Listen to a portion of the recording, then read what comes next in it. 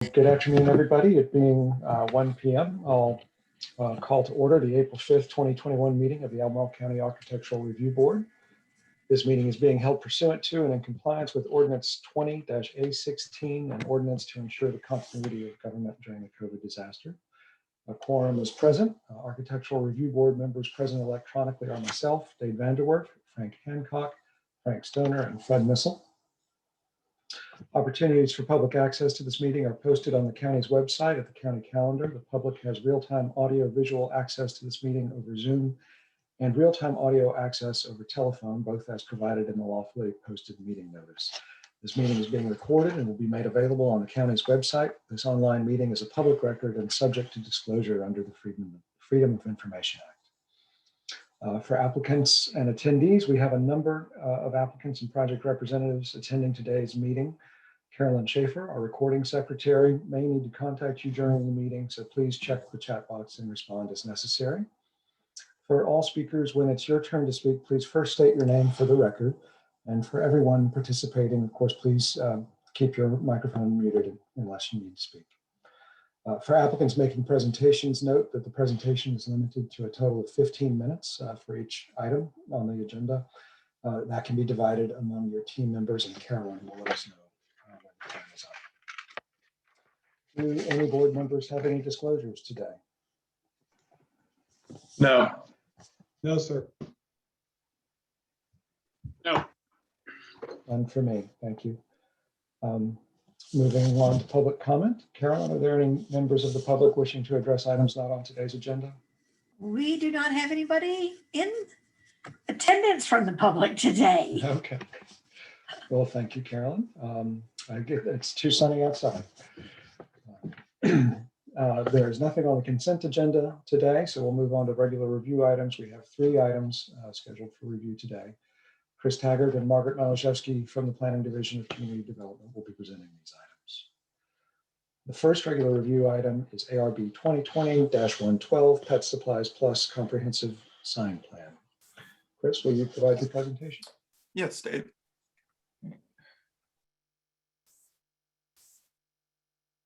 Are you all able to view the correct screen? Yes.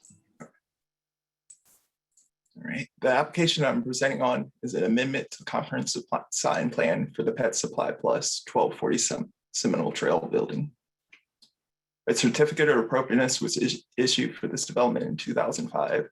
The approved building design included cabinet-style signs centered above the windows facing Route 29 and suspended from I-beams between the brick piers at the southeast corner of the building. Certificates of appropriateness have been issued for several signs meeting an approved design over the years. Pet Supply Plus submitted a sign application that did not meet this approved design, and rather than revise the proposal, the applicant has requested an amendment to the approved comprehensive sign plan for the building. Regarding the freestanding sign, a monument sign is existing, and the size and scale of the tenant panels would not change with this proposal. The existing Sprint tenant panels includes an integrated graphic that is balanced in size and proportion. The proposed criteria for the comprehensive sign plan would allows for graphics, but there's only a general note referencing sign proportions. Staff is recommending that revising the criteria to indicate that graphics be fully incorporated into the sign design and balanced in size and proportion without overwhelming text. The proposal for the wall signs allows for channel letters to be attached to the brick walls above the windows into backer panels hung between the brick piers. Regarding the updated backer panel signs, they're expected to have a less streamlined appearance than the existing signs due to the added depth of the channel letters. Additionally, the proposal also does not include alignment criteria or indicate that the existing cabinet signs will be removed and the wall areas repaired. Signs that are aligned with each other and centered within the architectural element, in addition to removing existing cabinet signs and repairing the wall area, would provide for a coordinated appearance. The existing comprehensive sign plan limits text color for wall signs to white. The amendment would limit individual colors to 1 color, but allow for a maximum of 3 colors, white, unspecified red, and unspecified green in each sign, limiting text colors to a single color but allowing for multiple graphic colors has been approved in other multi-tenant buildings. Applying the same criteria here would ensure a coordinated appearance across the building. The amendment also mentions raceways, if used, are to match the wall color to which to attach, and backer panel colors to be either painted to match the I-beam or black. However, to ensure a consistent appearance, staff is recommending that the criteria specify a single attachment method and a single backer color. Lastly, the existing sprint cabinet incorporates the integrated graphic that's balanced in size and proportion. The amended criteria for the wall signs will allow for channel logos, but there's only a general note referencing sign proportions. Staff is recommending that the criteria for wall signs be revised and indicate that graphics be fully incorporated into the wall sign and balance in scale and proportion without overwhelming the sign. Staff recommends approval of the amendment to the comprehensive sign plan with the changes listed in the staff report. I'd be happy to answer any questions you all may have. Great. Thank you, Chris, for your presentation. Before we go to questions for staff, Carolyn, I did notice in the chat that someone had a question. I think that maybe there's an issue with the public meeting link.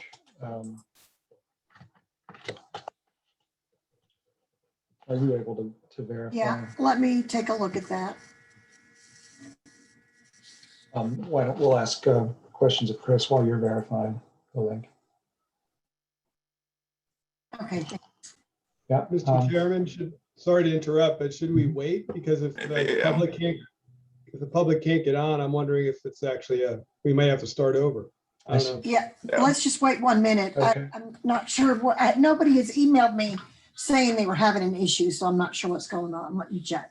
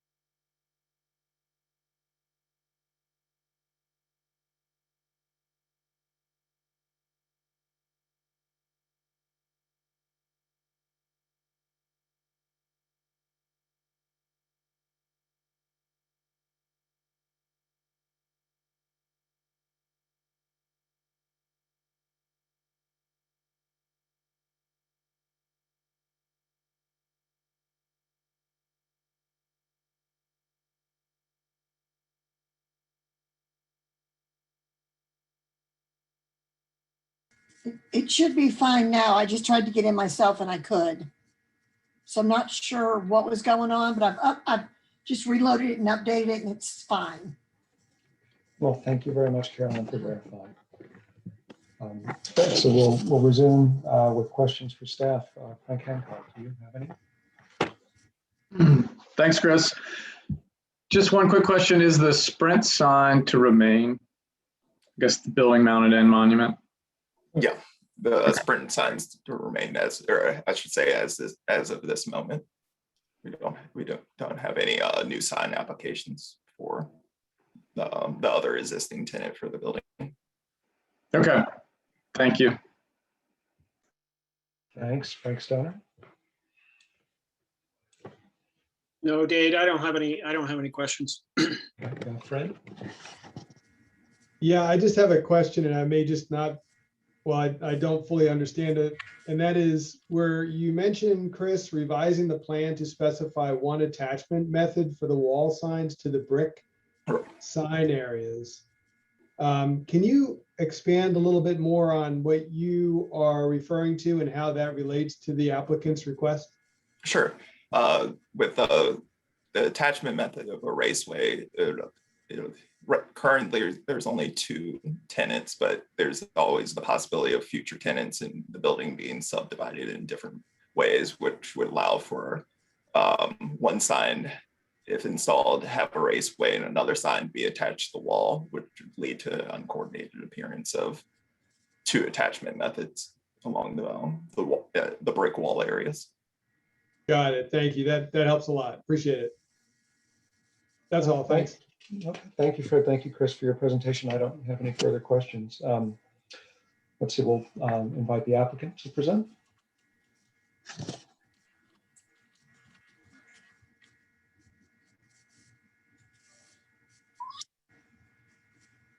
Hi, I'm Beth Robinson. I'm with High Tech Signs, and I am speaking on behalf of Pet Supplies Plus. I believe staff comments are very reasonable, and I would be happy to make these changes to the comprehensive sign plan, adding notations where requested and specifying a single method of attachment to the building.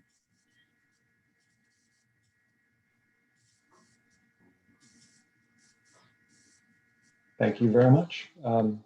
Any questions for the applicant? Seeing none. Carolyn, are there any members of the public wishing to comment? No, not at this time. We'll go into discussion. Frank Stoner, you want to start off? Yeah, I really don't have much to say. I think it's pretty straightforward. I think Chris's suggestions are good, and I'm glad the applicant seems willing to make those changes. So I have no issues. Mike Hancock? I agree.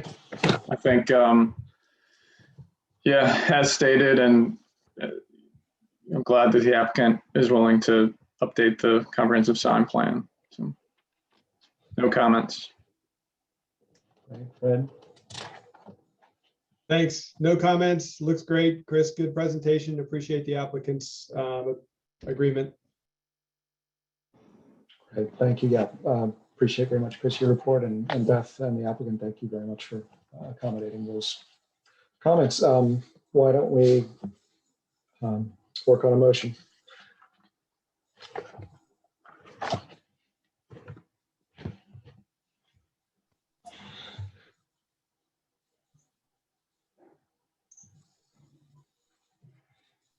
Are you able to see the Word document?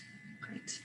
I am, yeah, and I presume based on the discussion and the presentation, no revisions to this are needed. Do you concur?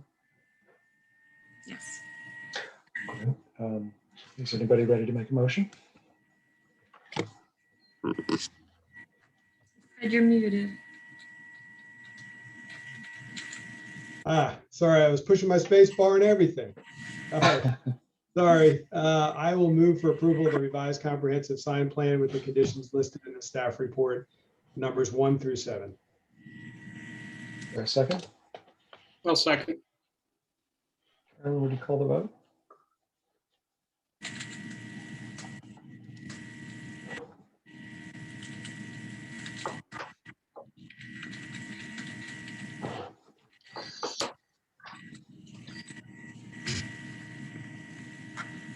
I'm sorry. Yes, I'm sorry. Mr. Stoner, Aye. Hancock, Aye. Mr. Vanderwerf, Aye. Mr. Missile. Aye. Thank you. Okay. Thank you, everyone. We'll move on to the next regular review item. It's ARB 2021-27999 Rio Road. Margaret, will you provide your presentation? Sure. Share my screen.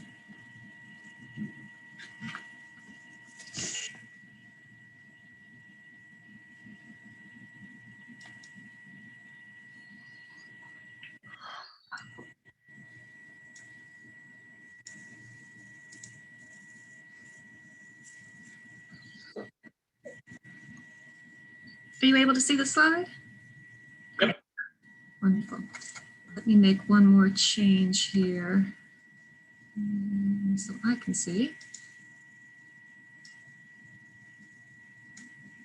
Okay, this is a proposal to construct the first phase of a mixed-use development that includes attached and detached residential units and associated site improvements. And the development also includes a 5,000 square foot office building that's planned for phase 2. The site's located at the intersection of Rio Road and Belvedere Boulevard. It's across from the Covenant Church and across from City Church. The ARB reviewed the initial site plan for this proposal in July of last year, and the action at that time was to recommend approval of the initial plan. This is the site plan that is currently under review, and in this plan, the distribution of the residential units has changed somewhat from the previous plan. This is a comparison of the two. You can see the difference in the groupings of the residential units along Belvedere and in this image, the bottom right corner. Also, the parking has been extended a little closer to Rio Road. Let me try and point that out for you. The laser pointer. So that's in this area right here. This parking is extended a little closer to Rio than it was previously. There are two different architectural designs for the attached units. All of the attached units are oriented parallel to Belvedere Boulevard, and they're called the Craig units. That's what you see there in red, and the Habitat units are in blue. The Craig units include a 3-unit block and a 4-unit block. This slide shows the 3-unit block. The architectural design is consistent across the 3 and 4-unit blocks. The materials and detailing are such that all of the elevations, those facing Belvedere and those facing the parking lot, all look like fully designed fronts. And these are the elevations for the 4-unit Craig block. Primary materials for the Craig units are brick and siding, although brick was left out of the materials list that's on the plans. The proposed brick is called Blue Ridge Regent. It's a very light color. The images on the screen and at the manufacturer's website look a little bit pink or a little bit tan. The physical sample looks a little bit more white than those images. They all are a little bit, all are light in color. The Habitat units are different in style from the Craig units and detail, but they have entrances, and like the Craig units, they have sufficient detailing on all the faces for an appropriate appearance as viewed from the entrance corridor. Primary materials for the Habitat units is hardy plank, and it's in the colors that are shown in this slide. And just note that all of the attached units would have a consistent shingle color, and that would be black. Most of the comments made in the staff report are related to landscaping. Among the issues we identified are the need to increase the number of large shade trees on the Rio frontage to 5 and to revise the planting size to 3.5-inch caliber. Also to resolve the conflict between the ornamental tree and the water line along Rio Road, and to add landscaping at the corner of the site to help create a more integrated appearance. Trees may be difficult to get in there due to the pipes that are proposed. And there's also mechanical equipment on the Rio side of lot 1. We've recommended that it be moved between lots 3 and 4 where other equipment is already located to reduce visibility. But if it remains where it is, even with the fencing that's around it, additional landscaping would be important to have there. Other landscaping recommendations that we made include showing the landscaping proposed for the northeast and southeast sides of the parcel and adding shrubs and a tree along the Belvedere front of the dog park. Just note again that the office building is scheduled for a future phase. That's the colored block that you see there at the lower left of this slide. So the parking will have greater visibility from the entrance corridor until that building is built. The office building area will be graded in phase 1. That's what we're showing in this image here. There's no interim landscaping proposed, but as we noted earlier, there are street trees along Rio Road. Our recommendation is for approval with the conditions listed in the staff report, and I'll be happy to try and answer any questions that you might have. Thank you very much, Margaret. Any questions for staff?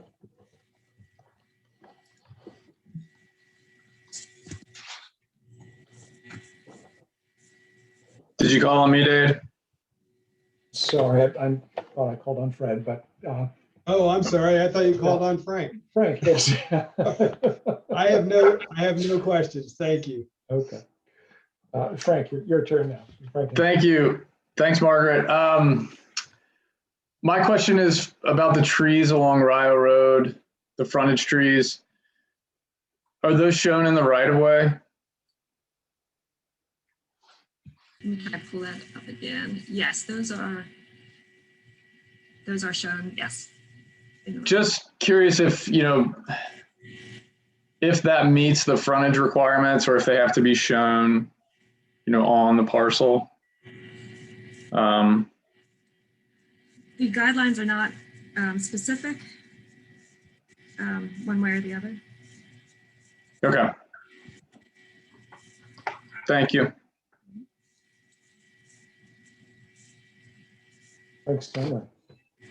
I don't have any questions right now, Dave.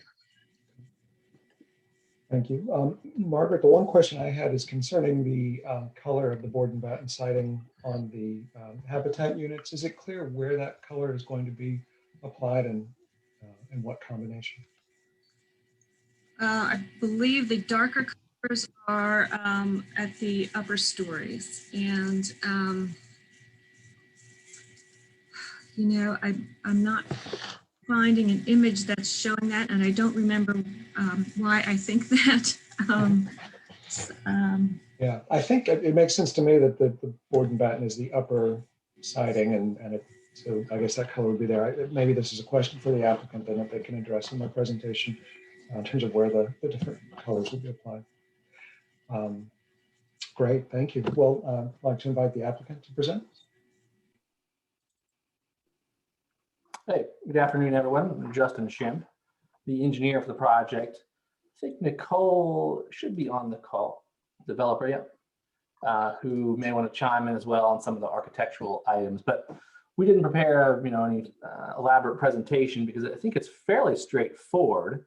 And we did want to go through the list of recommendations for approval. One, we do want to clarify, Margaret, it's our understanding reading this that you're prepared to, with these conditions, this would be the final approval conditioned upon getting these things worked out with you, and then we'd have certificate of appropriateness from there, and we would not come back to the board. Is that our understanding is correct? That is how my recommendation is worded, but of course it's up to the board. Right, understood. Okay. So if we could maybe just go through the list, there's a few items that we've some slight alternate proposals to, and if we could get agreements with those, then I think we're fine to move forward. And Nicole can jump in and talk about the architectural elevations at the end, just to clarify that habitat elevation. So on the list, item number 4 was about to move the equipment, and we really would rather not, or almost really cannot do that, or because of the length constraints with installing those units from their actual, from the HVAC compressor to its air handler, that's tricky. And we would think that a small fence, and then we'd be happy to add some more landscaping in front of that. We're contemplating a row, kind of maybe not necessarily a rigid row, but sort of scattered row of evergreen 3 to 4 or 5 feet high shrubs along that section, just to sort of screen that fence and landscape that slope. I think that's reasonable. If anyone feels otherwise, let us know. And then on the note about the shade trees along Rio Road, to Frank's question, they are shown the right of way. VDOT has reviewed this plan and not had any objection to that. They usually require we have a certain note to limb them up at a height. So we're happy to provide additional tree, maybe just a caveat that if VDOT should deny the placement of that additional tree, we have a little flexibility in that. We're happy to provide the 5 unless they say no way, no how because of a site distance issue. I don't think they will, but if we could just leave that flexibility, I hate to have to come back to the board for one tree change if we had to. The ornamental tree that's a magnolia on the water line, we propose to just move that over kind of in front of those mechanical units on lot 1, kind of the corner of lot 1 there. So that would help provide a little additional landscaping and screening for that. And then we are happy to provide the landscaping along the dog park area. The only other one that I think maybe we need some clarification on is number 12 then, which is about the screening to the northeast and southeast. We had shown just kind of a hatch on that. And the reason is there's this, the proffer requires that we work with the neighbors. This is something Nicole wrote when she was getting this project approved on sort of a mutually satisfactory scheme. And I don't know how that will be worked out. And I guess the question is if the board is comfortable with going along with what was proffered, or if we need to dive into that in more details. I feel like those are all pretty thorough. Nicole can speak to those better than I can, but I think that would be a simpler way to approach it from us, since we're still in negotiations with those neighbors on the exact detail. So I think if those things sound reasonable, we'd like to move forward with that. And I guess, Nicole, if you're on, do you want to hop on, talk about that in a little bit of detail and maybe clarify that habitat elevation?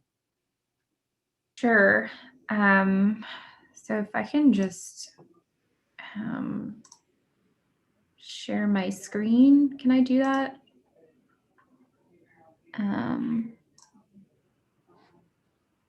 Did that work?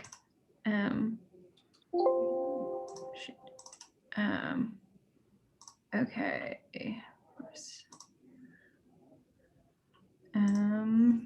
So I've got, this is what we submitted, Margaret. So if you probably remember seeing this, so this is the darker, and if you go to the other, so the darker Borden Batten will be on the top and the lighter will be on the bottom. That's just to clarify that question.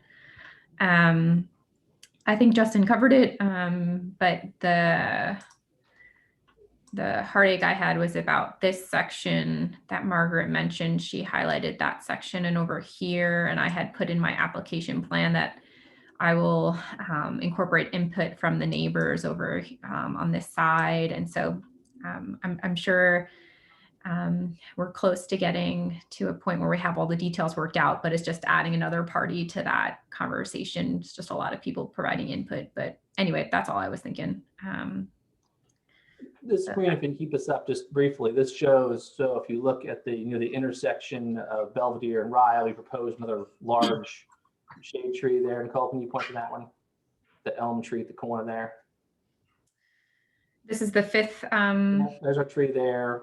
We'll bring in the saucer magnolia move from where the water line was over adjacent to lot 1 to help add a little depth of screening to that area where the mechanical equipment is. Right here. Yep, that one. And then we've added sort of a row of staggered shrubs across the corner there. The reason we didn't put another tree over here is there's a curb cut over here for an access easement, emergency access easement for the Fowler Ridge. So anyway, if they want to put a fifth one, it has to kind of go up in this corner. Nicole, what's the minimum standard for that landscaping strip where you have to agree with the neighbors? It's the same that's in like the supplementary regulations, but I mean, it's going to be above and beyond that. I've kind of, I don't know if I need to show it, but these are like the different options that we're showing. Anyway. So yeah, those are the so essentially those are the options that have been presented to the neighbors as far as what I think all of those would fit within what's reasonable for landscaping. So to clarify for everyone, you're looking at it from the Fowler Ridge cul-de-sac basically, and then that where it turns the corner in the back is a retaining wall there. That's kind of the back corner backing up into Dunlora. So there would either be fence, the trees, screening shrubs and trees, or some taller evergreens and trees. And so that's the proposal. One of those three, I think, is what ends up being done. Just Nicole has a very tight timeline with her habitat folks, and we're still waiting on the neighbors, and we're hoping that we can, leave it as one of these three being sufficient and not have to come back or get further clarification on that. But we'll defer to the board and hope we can work out something here. I think that's all we have to present. Thank you, Justin and Nicole. Do members have any questions for the applicant, starting with Frank Hancock? Thank you for your presentation. The package looks good. I don't have any questions. Thanks. Frank Stone. I don't have any questions either. Dave, I think the package is pretty complete. I guess one quick question as it relates to that landscaping and how that final decision gets made. Only because there are neighbors living in the, on the adjacent property. I'm sorry, I what guess do you? that's a question. Well, Justin just showed 3 possible landscaping scenarios for that border between Fowler Ridge and this property, and just trying to figure out how you guys make a final decision, and does that involve those residents as well? Oh yeah, so I had Yeah. written into my application plan that I had to provide 3 different reasonable options to the Shepherd's Ridge HOA, and they will hold a duly authorized meeting within 30 days of providing those options and But Okay. it's much more of a conversation back and forth. I just put that in there because I had to have some sort of structure. But yeah, I've been talking to Gotcha. them a lot. Awesome. Thank you. Yeah. Thank you, Fred. Thanks, Dade. No, great presentation and package. I have no questions. Appreciate it. Thank you, and thank you for the clarification about the siding. One follow-up question: will both the green and the red colors be used on the different gable ends, or is that a choice, or do you know where they will be used? I don't know the answer to that. But Habitat will be making that decision. But I definitely want to coordinate with them. We're building the units across the courtyard from them. So we'll definitely be coordinating, but I as of this time, I don't know. Okay, thank you. And Margaret, one follow-up question for you. In terms of that planting next to the adjacent property, is that something, if the building were, sorry, the office building were going in, would that be in our purview, or are there other portions of the guidelines that require that, or that's really something distinct from our purview of the EC? I'm sorry, so you're asking about the landscaping on the, I guess, the interior lot line adjacent to the other.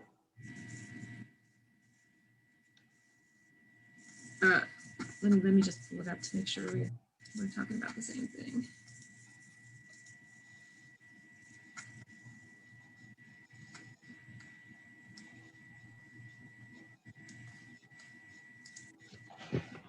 So Can you see I the may have, landscape? in Switzerland, yes, but not the landscape. Hold on. Let's try again. Can you see it now? Yes, yeah. Okay. So I may have missed it. I thought that the different landscape proposals are for the property line that you're pointing to right now. It's for this area and this area.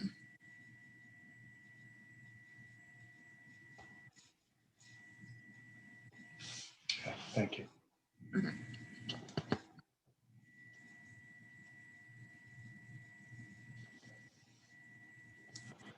Okay, no further questions. Carolyn, are there any members of the public wishing to comment? Not at this time. Thank you. Well, we'll go into discussion. Frank Hancock, do you want to start it off? Sure. I think it's a really nice proposal. And I think it was illustrated well of how the Craig buildings will front that multi-use path. I think that was going to be a question. I think that's a nice design solution there, and will be a nice addition to the corridor. As I kind of hinted at when I asked Margaret about the Rio tree frontage or plantings along Rio, just concerned that those were in the right of way and we don't have control over them, or that the applicant, doesn't have control over them. If that's acceptable, if VDOT accepts those they're in the right place, I think, as far as street trees and impact on the corridor. So I'm encouraged by that that's a go. There will be that kind of gap, until the office building is built, that you'll be looking kind of uphill into a parking area. But overall, I think the development's really nice. It's really dense. I think it fits within this corridor, within the kind of adjacent development. So I think it's an appropriate development. So thank you. Thank you, Frank. Frank Stoner. Yeah, I'll echo Frank Hancock's comments. Overall, I think it's a nice package.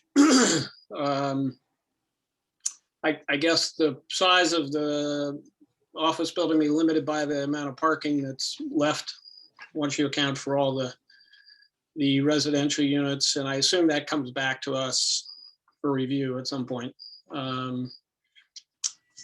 Yes. Otherwise, I thought it was a nice looking package. Thank you, Frank. Fred? Thanks, Dave. Yep, I agree with both Franks. I think it's a really nice package and appreciate the presentation and staff review. Just a couple of notes I threw down. One, relative to screening the equipment on lot 1. I would be supportive of Justin's recommendation to screen that with plant material. I think that seems appropriate, assuming that staff reviews it and agrees that that is the appropriate fix. I also shared Frank Hancock's concerns about the plantings along the frontage. It immediately looked to me like it might be a site distance issue. But Justin, if VDOT's reviewed it and you feel confident that they're okay with it, or have an alternative plan that staff can then review that is also deemed appropriate, then I think that's fine as well. There was one thing that, no, I won't even bring it up. It's changed on the revised plan that you showed. That looked different. It changed. It had to do with those storm tech things up front. And that's pretty much it. I think otherwise I'm fully supportive. Great, thank you, Fred. Well, agree with my colleagues. It's a nice proposal and support it with the staff comments, and appreciate Fred you outlining those details as well. So why don't we turn now to look at staff's recommendations and consider a motion.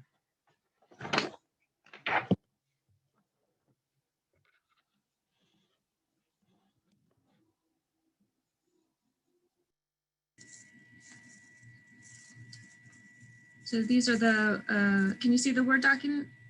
Great, okay. So this is the list that was in the staff report, and I've highlighted the ones that the applicant had mentioned as potential issues. Yeah, so I think for number 4, sounds like screening that with landscape planting would be acceptable.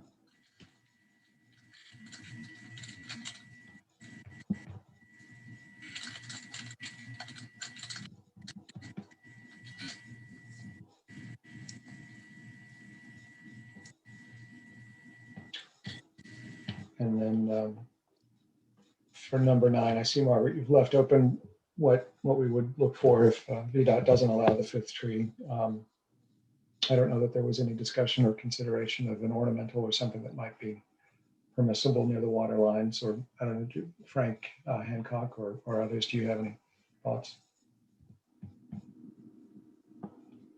Remind me, is this I guess the plan the applicant presented, the revised plan showed this 5th tree kind of on the corner. Is that correct? Right. That's acceptable. I think that meets the intent.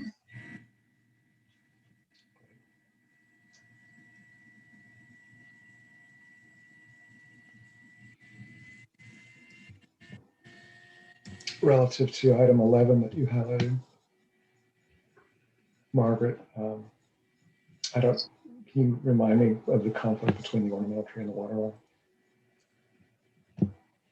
The center tree was placed right over a water line, and I think that tree was shifted in the applicant's revised plan. It was shifted over closer to the equipment.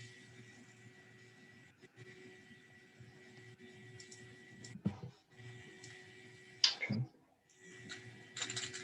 Dave, Yeah, I was just gonna, sorry to jump in. I was just gonna ask you about that note that Margaret just deleted, the one about if VDOT doesn't accept it. But I guess what we're saying is if VDOT doesn't accept, well, I'm confused a little bit. If VDOT doesn't accept it at that corner because of site distances, do we need to specify an alternative? Or are we saying that that additional large shade tree moving in the other direction would suffice? I think that's what we're saying. I was Okay. originally going to suggest that if it can't be along the street, that it just be moved somewhere on site. Okay, okay. Got it. Thank you.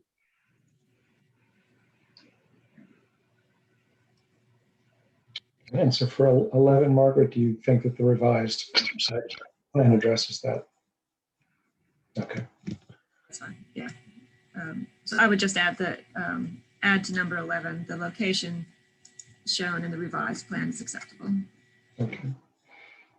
And then for item 12, assuming that that reaches a conclusion sometime, could that be left for staff review? That was my intent, yes. Okay.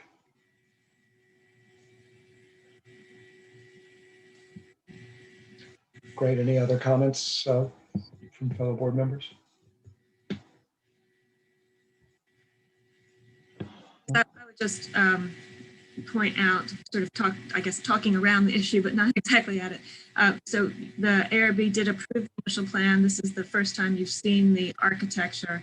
The architecture seems straightforward and just didn't have any recommendations on changes. So my recommendation was just to go ahead and approve it with conditions reviewed by staff as a staff level review and not to come back to the ARB. Yeah, no, thank you for making that explicit, Margaret. I agree. I think the architecture as presented is appropriate.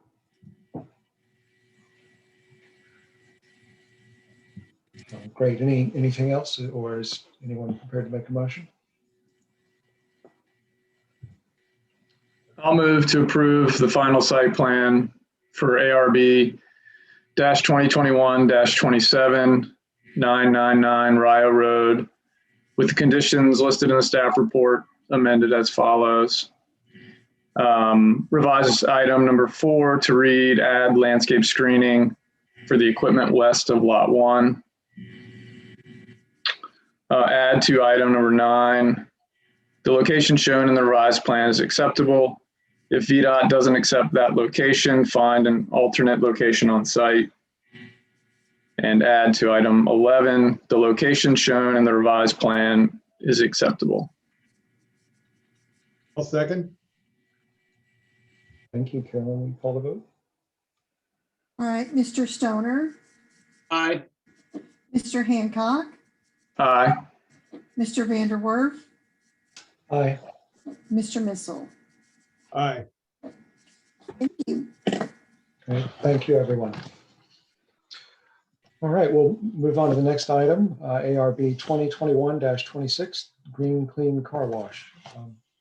Chris, will you make your presentation? Sure, Dave. Are you all able to view the correct screen? I take that as yes. Whoever's talked is muted.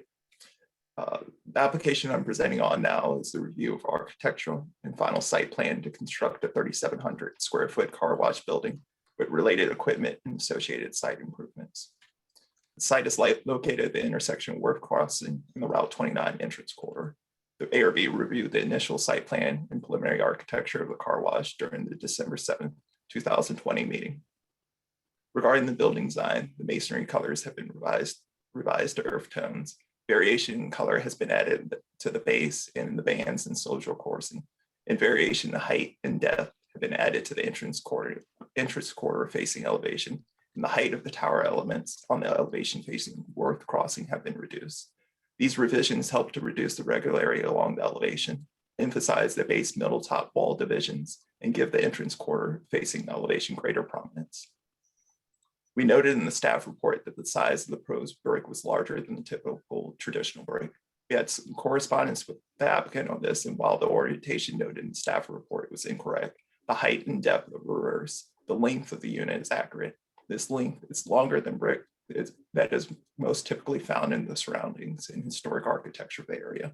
Staff was concerned that the masonry would look more like block than traditional brick. So our recommendation is that the size of the masonry units be revised to one that more closely approximates traditional brick.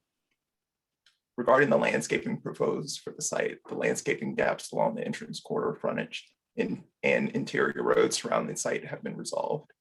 Additional shrubs have been provided near the pay stations along the north end of the site, but there's still some gaps along near the north end of the building. Staff is recommending that the applicant consider revising the landscape plan to show additional shrubs in this area to more completely integrate the paved area and pay stations into the site.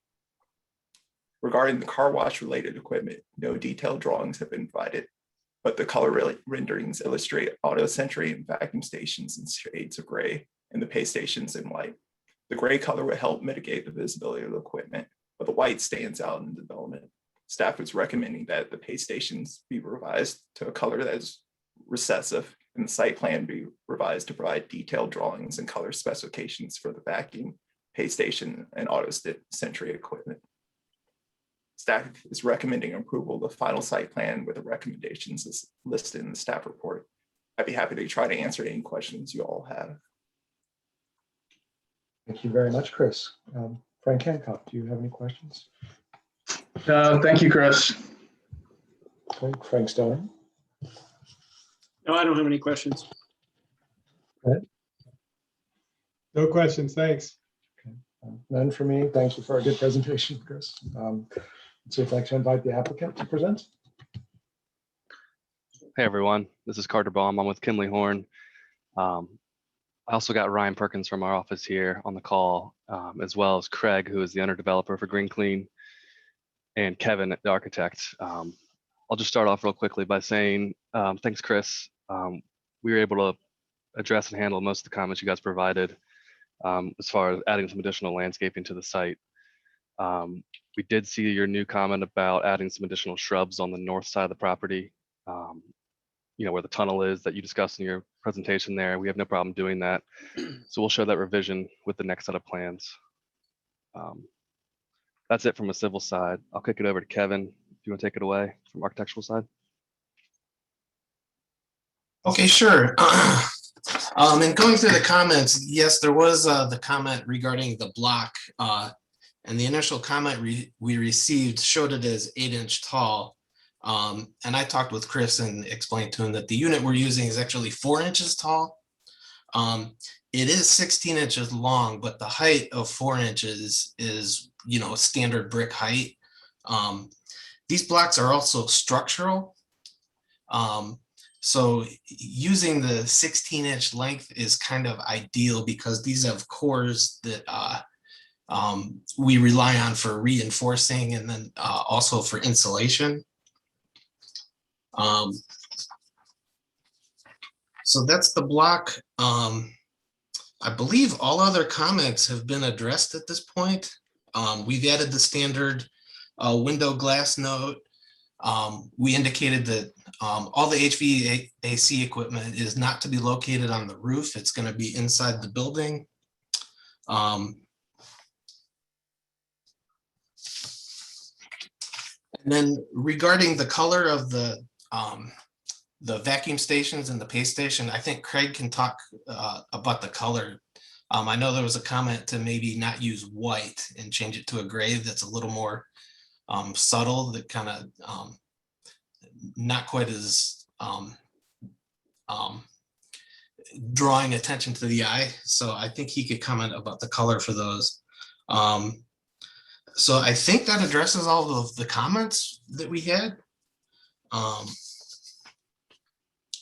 I guess I can open it up to questions, or we can have Ryan talk more about any site issues that he needs to discuss.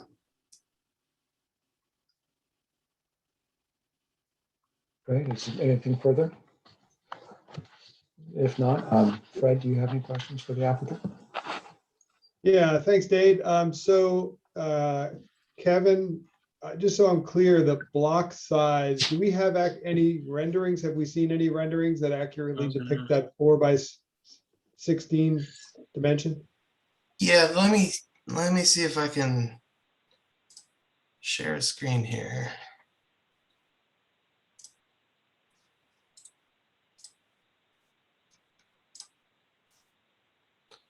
Does that appear? Can everybody see that elevation? Yes, thank you. Okay, that's an accurate depiction of the block. So like I said, it's in height, it's the same as brick. It's a little bit longer, like I said, because this is a structural unit. So we have hollow cores for reinforcing and insulation. So Kevin, correct me if I'm wrong, but this is Craig Van Breen speaking, the owner, the developer. But they do make one of those 16-inch blocks that resembles an 8-inch brick masonry unit with a notch in it that we were looking at the other day. yeah, I was trying to pull that up, but I couldn't get it to it in time. They do make a unit that is scored in the middle. My concern about that is if you do that, then the appearance is brick as if it's stacked. So instead of seeing the staggered joints, you're going to see just vertical lines, if that makes sense to everyone, because of the way it's scored. Mhm. I talked with the structural engineer last week about it, and you could stagger the bricks by 4 inches to get that to work right, but he doesn't like that idea because then you can't fill the core solid for reinforcing. So that's why we're hoping to show it this way and have it approved this way. Got it. Thank you. That's really helpful clarification. I don't believe I have any other questions. Thank you. Oh, thank you, Fred. Thanks, Laura. Yeah, I'm just wondering if you guys have a photograph or if there's a website we could go to look at that product, the structural brick. We do. I'll drop something in the chat right now. Let me pull it up here. I'll drop it in the chat. Okay.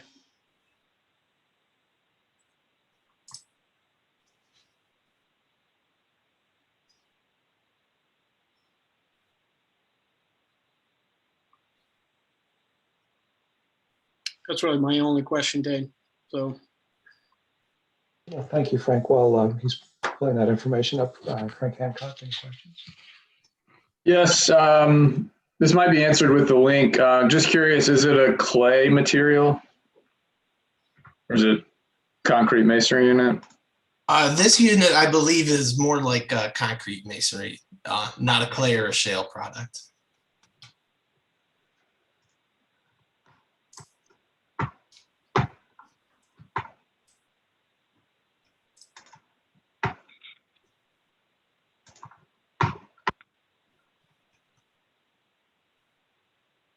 Let me know if you have any trouble with that link in there.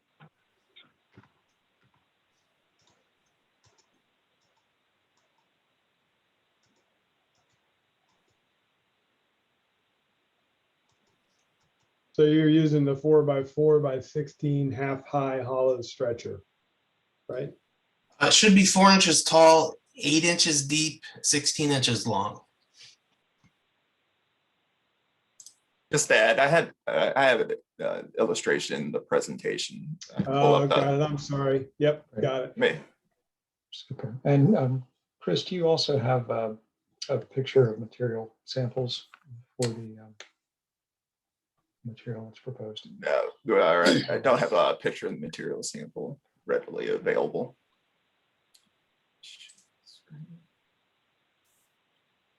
I don't have any other questions. Thank you. Yeah, thank you, Frank. Link- Oh, go ahead, Frank. Yeah, link doesn't appear to really have any photos. All it has are drawings. And the sample provided wasn't in the exact dimensions that would end up being the block used. Okay.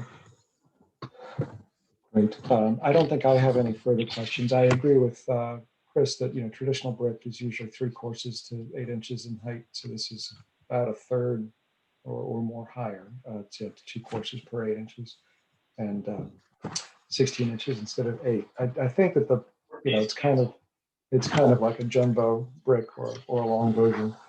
But it's certainly a practical material for this kind of use for a car wash. Before we go to discussion, are there any members of the public wishing to comment, Carolyn?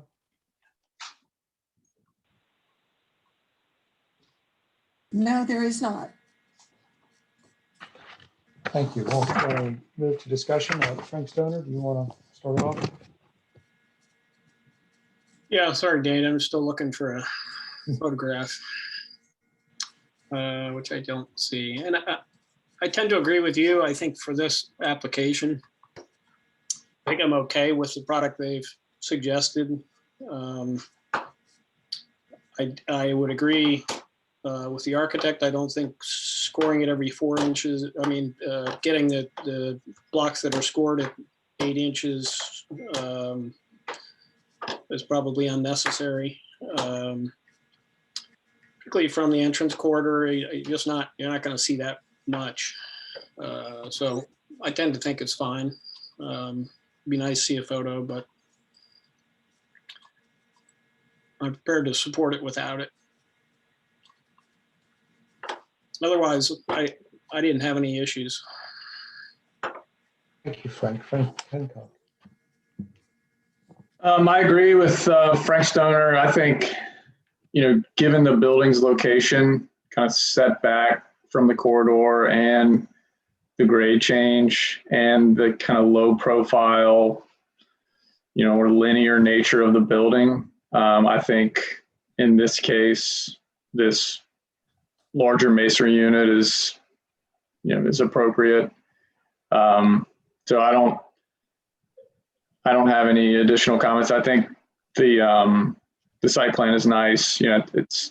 Hasn't really changed since we saw it last time. So with everything relegated behind the building, so I think it's appropriate. Thank you, Fred. Thanks, Dave. I share my fellow board members' thoughts about the block. And I would also agree with Kevin, your comment. I would probably go away from the scored sort of approach to trying to make it look like a normal brick size, because then you're dealing with mortar joints and all kinds of crazy other stuff. So I think it's appropriate, especially considering the distance from the corridor. In terms of the color of the materials that are being used for the vacuums and those, I would support staff in terms of the color being much, sort of rather than white, something more subdued, if that's possible. I think that would be helpful. Other than that, I think it's, and sorry, one other thing, and this is really more of a question. I just don't remember seeing it, although I'm sure it's there. Chris, did we address any rooftop equipment or any other type of equipment and screening that? Yeah, all mechanical equipment is located inside the building, so you won't see anything on that roof. Great. Okay, thank you. That's all I have. have. Just for clarity there too, those pay stations will be gray as well. They won't be white. We'll move those are to gray. Great, thank you. Great, thank you, Fred. I think like you and our fellow board members appreciate the proposal. I appreciate Frank Hancock, you outlining the reasons that mitigate the scale of the brick, the siding, the landscape, and the setback. So, very supportive of the proposal. I think good site design in terms of keeping most of the vacuums and pay stations and other visual clutter back behind the building and relegated. Great. Well, why don't we take a look at staff recommendations and consider a motion?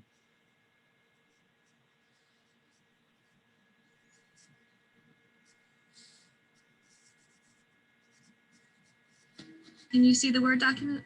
Great. So there were, the recommendation was for approval with 8 conditions. Number 1, I've highlighted. Sounds like I think everyone thinks that one can be deleted. That's the one about the masonry size.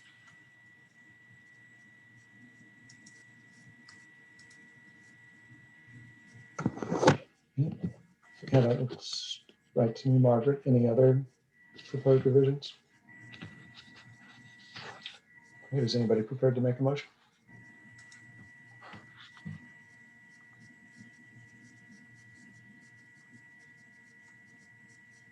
I'll be happy to move to approve the final site plan for ARB 2021-26 Green Clean Car Wash with the conditions listed in the staff report amended as follows. Strike item 1. I'll second that. Carolyn, will you call the vote? Stoner, Aye. Mr. Hancock, Aye. Mr. Vanderwerf, Aye. and Mr. Missile. Aye. Thank you. Thank you very much. Thank you, everyone. Great. Well, Thanks. that concludes our regular business. We'll turn now to other business for the day. The next item is ARB 2020-69 sleep number. So Margaret, will you make the presentation?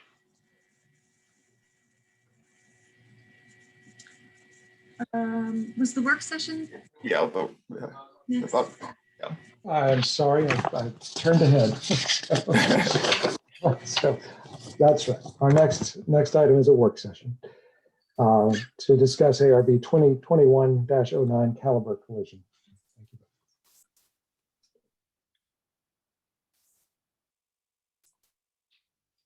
you. During the March 1st ARB meeting, the board reviewed but did not recommend approval of the special use permit to establish an auto body shop use in the existing building located at 1720 Seminole Trail. The board requested the applicant return for a work session to resolve issues related to the screening of new roof mounted mechanical equipment and the compatibility of the proposed fencing with the site.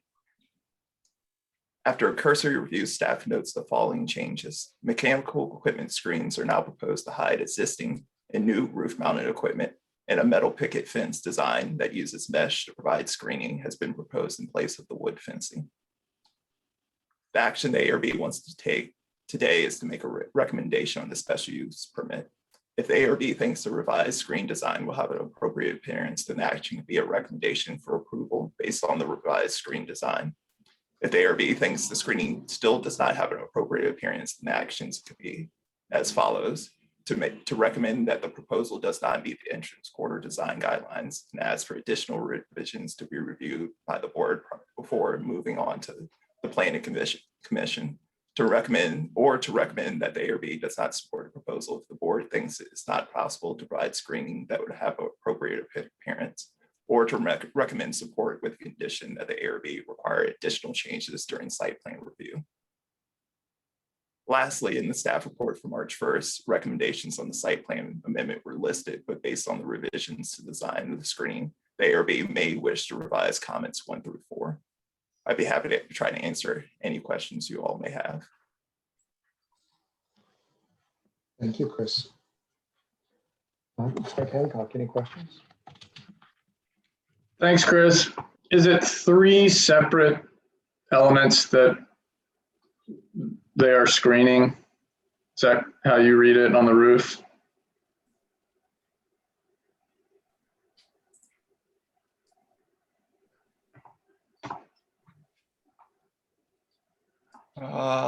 I read it as 2 separate elements. The existing mechanical units closer to Route 29, and then there's the paint shop booth mechanical equipment towards the rear of the building.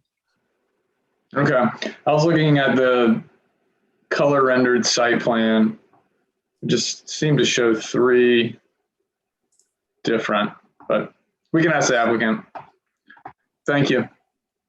Yeah, I see what you're saying, yeah. Thank you, Frank Stone. I don't have any questions right now. Fred? I can ask the applicant this as well, but the fencing that we're looking at, just remind me, is it only on the south side of the building? Oh, is that for me, the question? No, I was asking Chris Good. for now. The largest portion is on the south side, but there is a gate with a small portion on the north side. There is, okay. Yeah. It's not just in the background, it's actually in the foreground on the north side or on the south side? On the south side or north side? I'm sorry. I'm getting myself turned around. So on the south side, It's towards the rear of the building. On the north Okay, side, got it. it's about midway of the building. It's just a small section of fence and then a gate to enclose the rear portion. and they're proposing the same fence for both Correct. areas. Yes. Okay, that's all I had. Thank you. Thank you, Fred. I don't have other questions, so invite the applicant to present. Good afternoon, everyone. Can you all hear me okay? It's nice to see you all again. My name is Melissa Hernandez from Cross Architects, and we are the architects for this Caliber Coalition. First of all, I would like to thank everyone for taking the time to work with us in this proposal. This is actually Caliber's second location in Charlottesville area. We have one greenfield under construction across town. I think it's at Avon Street. So just to give you an idea about the company, they are the largest collision repair in the world with over 1,200 locations across the nation and about 20,000 employees. So they are kind of the industry standard leader in this field. And we've done a lot of both greenfield and brownfield projects across the country for them. They also have contracts with all major insurance companies and run a first-class operation to keep insurance companies and customers happy. They are very customer service oriented, and one of their main goals is to be located closer to their clients for convenience. Anyway, this location that we are presenting today has a smaller building for them, but they think they can make it work. So please allow me to share my screen really quick. Let me see.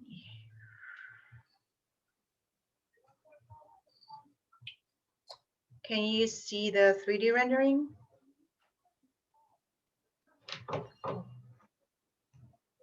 Here we go.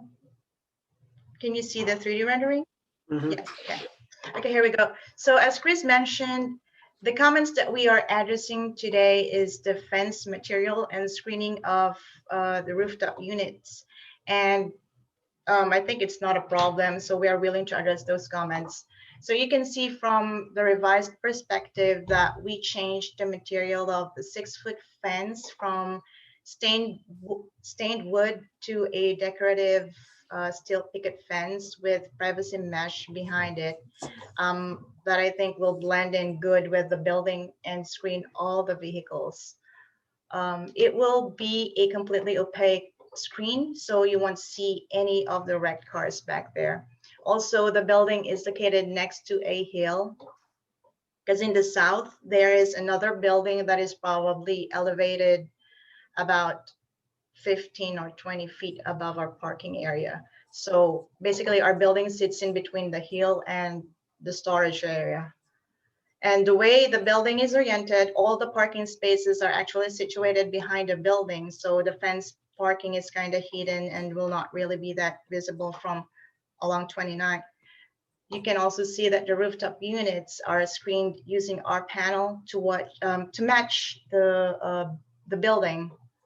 We will also screen the paint booth ducts that will be located towards the back of the building, but we're going to screen them anyway.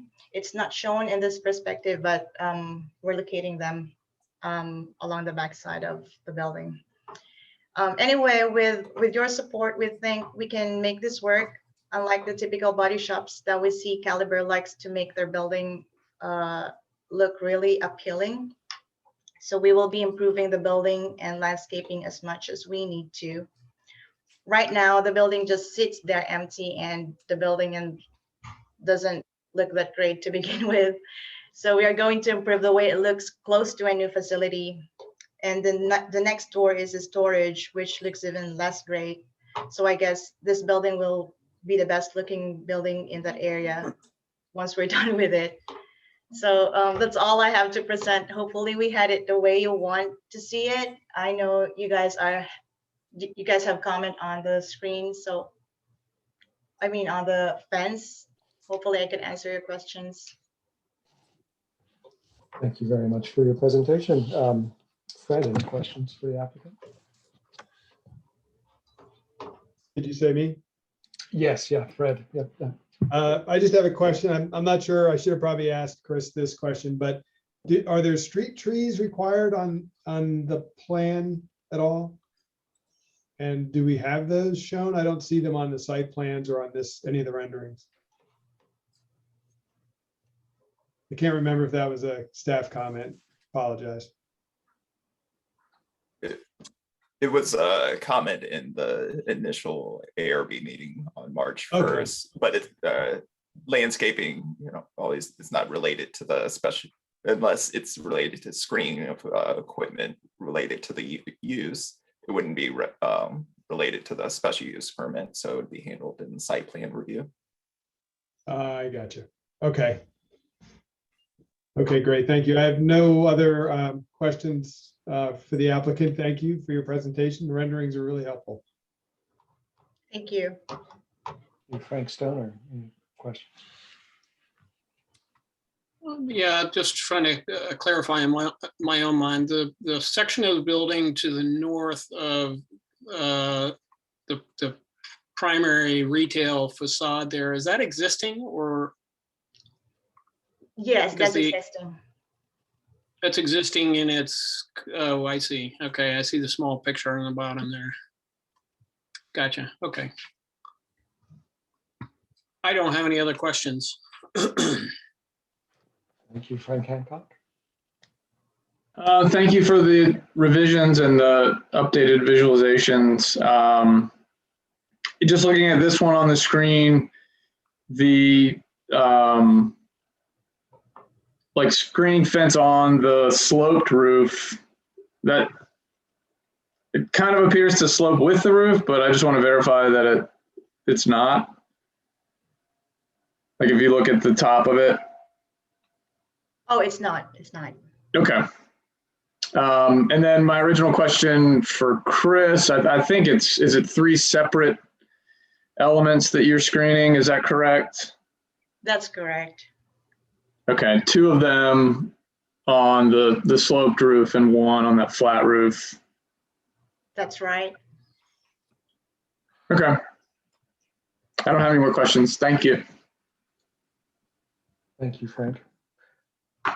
Yeah, I think my main question just it concerns the mesh that's proposed for the fencing. What is the material that it's made of?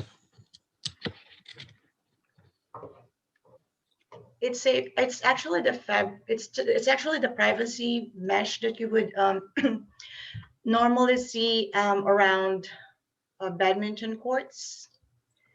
Let me hold on.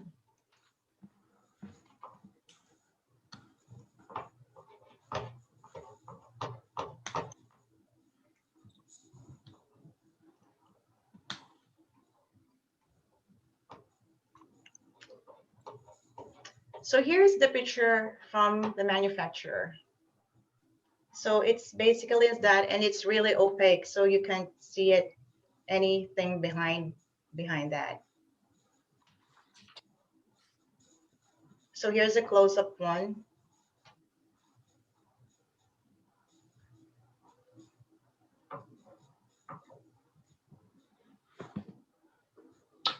Thank you. And so how does it typically perform? Does it become frayed over time or require a replacement, or how does the material hold up? I'm sorry, what's that again? How does the material hold up? Does it break down over time? No, not really from our experience. It lasts for almost probably 5 years at least. Thank you. And I guess, Chris, this is more a question for staff, but do you know, are there other precedents of this sort of screening being approved in the county? I don't think that we've seen this before. You don't necessarily have to resolve all the details of the fencing today. If you think that there is some option out there that will work, the details of the fence design come back with the site plan amendment. Okay, thank you, Margaret.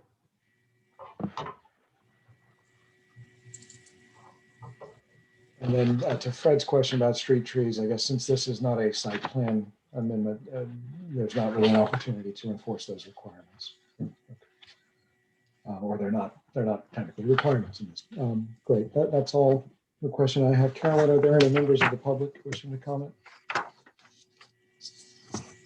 No, there are not. Thank you. Well, we'll go into discussion.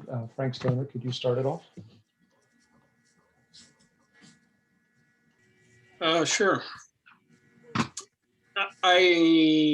Overall, I don't think I have any issues with it. Really, I share some of your concerns over the durability of the material and what means of enforcement the county would have later if the fabric itself starts breaking down.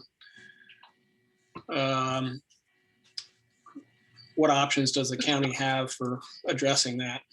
And Margaret, I don't know if you can answer that question or not, but that's a good point. I'm sure our enforcement staff would prefer that we not have to get into that. We might be able to come up with some wording for a condition related to the appearance of the fabric that would allow it to be or require it to be replaced when it's damaged. that's really my only concern issue. Otherwise, I'm okay with it.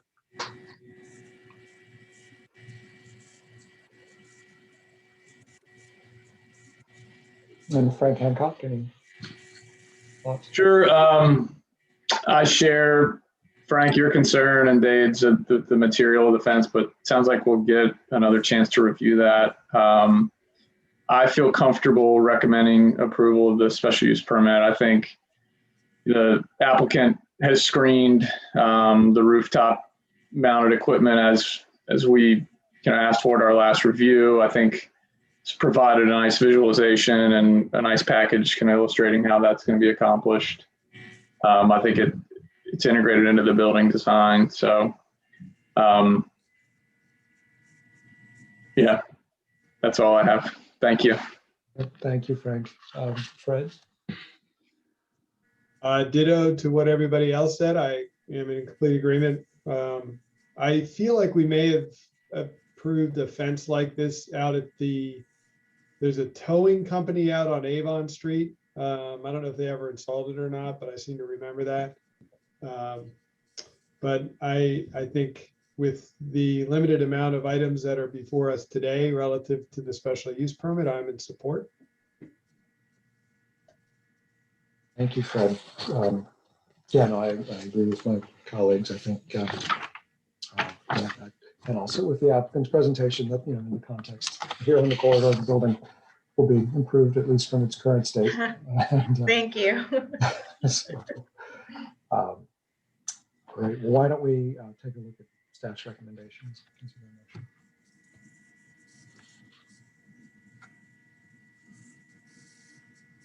Are you able to see the Word document? Great. Yes, so there's actually two actions that we'd like you to take today. First is the recommendation for the special use permit. The wording that we have here is to make a motion to forward a recommendation to the Planning Commission Board of Supervisors indicating ARB approval of the revised proposal because the screening of the rooftop equipment has a coordinated, appropriate appearance. However, the fence design is not approved at this time and is subject to ARB review and approval with the site development plan, just to work out those last details.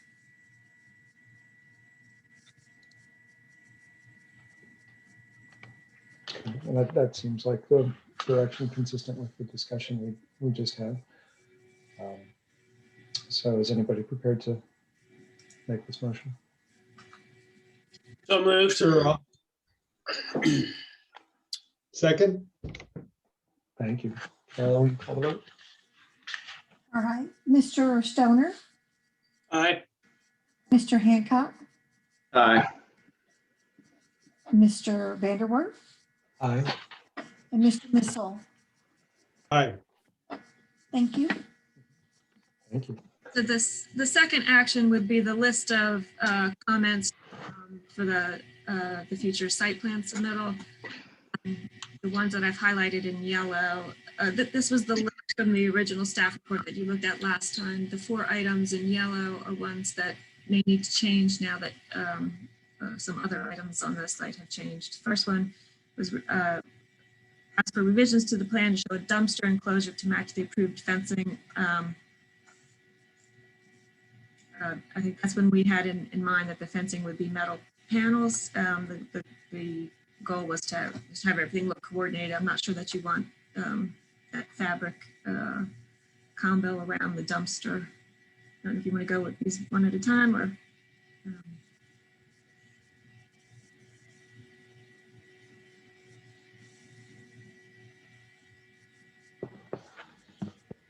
Yeah. Anybody have any suggestions for item 1? Can it stay as is? And kind of in our previous motion, we did not approve the fencing. True. Okay. Would the comments still work if, you know, the fence and the dumpster enclosure are coordinated, whichever, you know? That makes sense to me. Yeah, it might. Maybe I would recommend a dumpster enclosure that has a coordinated appearance with the overall development. Sure. Yeah. Sounds like a good Also, suggestion. it's way in the back from what I can tell, right? Yes. It is in the back.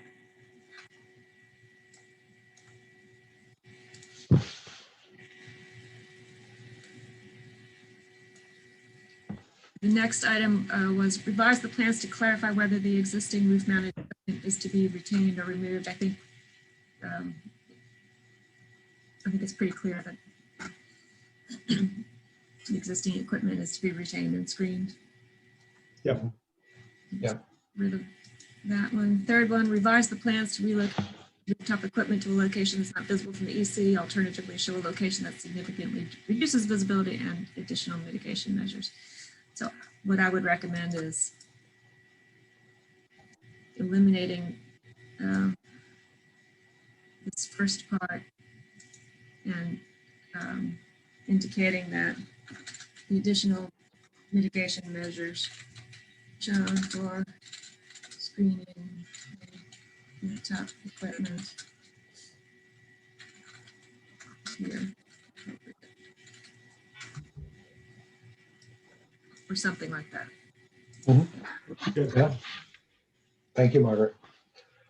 Okay, and then number 4 said revise the plans to show a fence design that relates more closely to the building and the surrounding commercial context.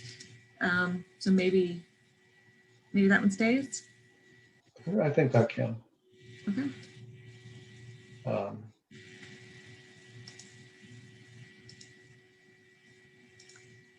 Is number 5 still accurate where it talks about the vision slats for the chain link fence? There is existing chain link on the site. And because those vehicles have to be, the visibility has to be eliminated, that's the way to deal with that. Got it. Margaret? Yes. Sorry. Yeah, I want to share one of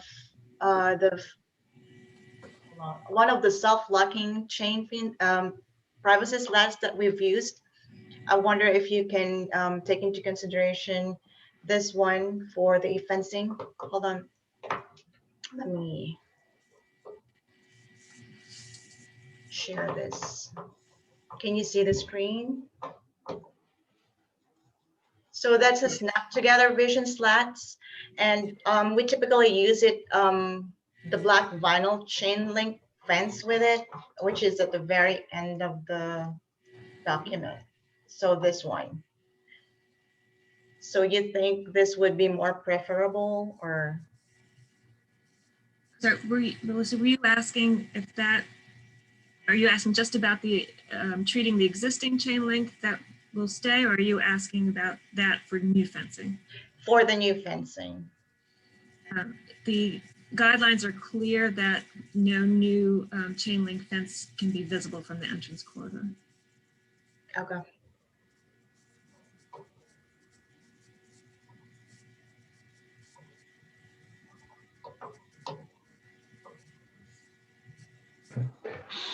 Thank you, Margaret. Can we go back to your recommendations? Yes.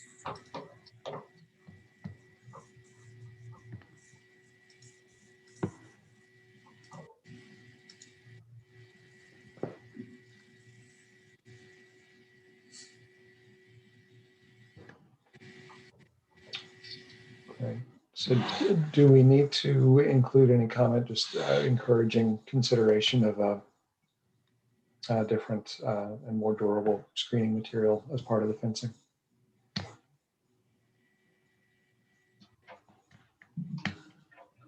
Maybe as a clause added to number 4.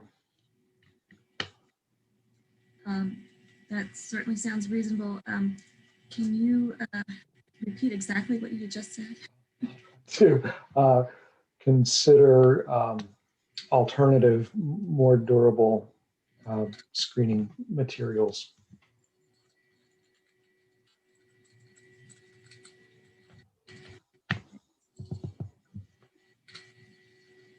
For the proposed fencing. Or that's fine as you have it written. Great. Is there anything else that needs revisiting?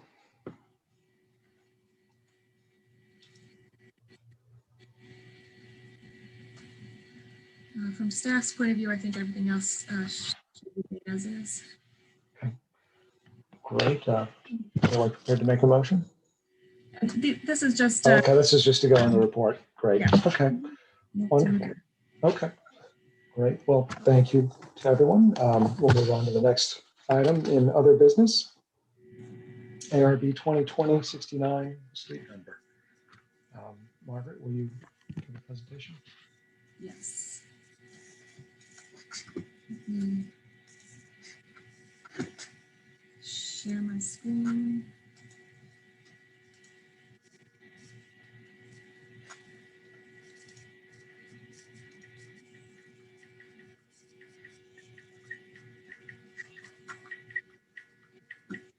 Are you able to see my slide? Great. Okay. So today we're talking about the materials, again, for the proposed sleep number building. You'll probably recall that the development is proposed for the east side of the Route 29 entrance corridor. It's just south of Fashion Square Mall. And final approval was issued for the project in November of last year.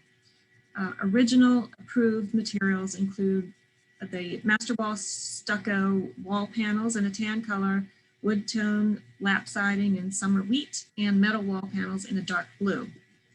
On January 4th of this year, you considered the applicant's proposal to replace the blue metal panels with additional master wall stucco in the same shade of blue. And at that time, you asked for further adjustments in the blend of materials to retain more of the metal. On February 1st, a work session was held in which the applicant showed a revised design that maintained the horizontal elements in the dark bronze colored metal, and the vertical elements were the ones that would change from metal to stucco.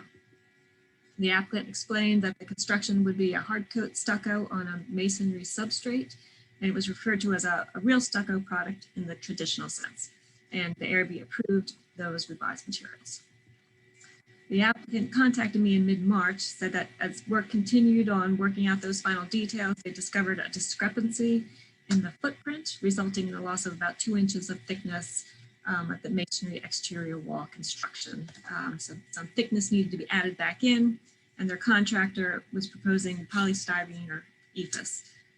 The applicant understood that the EFIS is not desirable in entrance corridor but has noted that the appearance from the exterior will be the same. And the applicant has also indicated that the width of the CMU cannot be adjusted. So staff wasn't comfortable making this change without bringing it to the ARB. So the question for you today is that polystyrene or ethos acceptable in the wall construction? The applicant is here with us today, and I'm sure can answer your questions. I will stop sharing.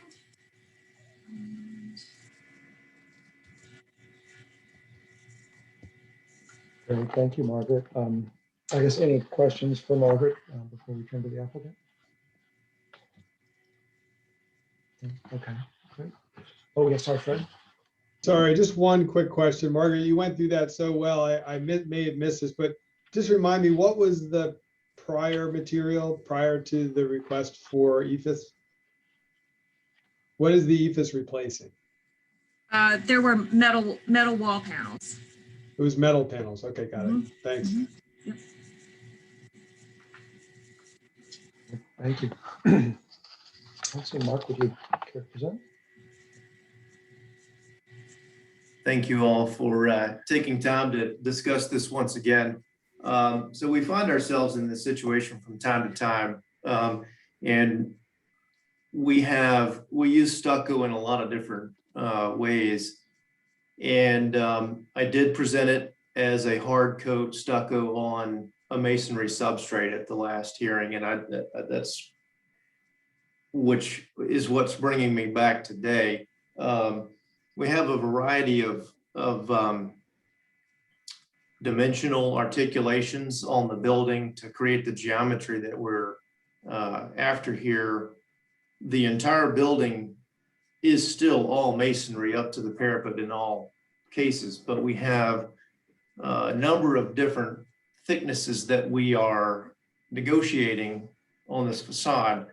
And whether we have the siding or the stucco or what was the metal wall panel, we're always working to negotiate those thicknesses. So it is not fair to say at this point that all stucco is on a masonry substrate.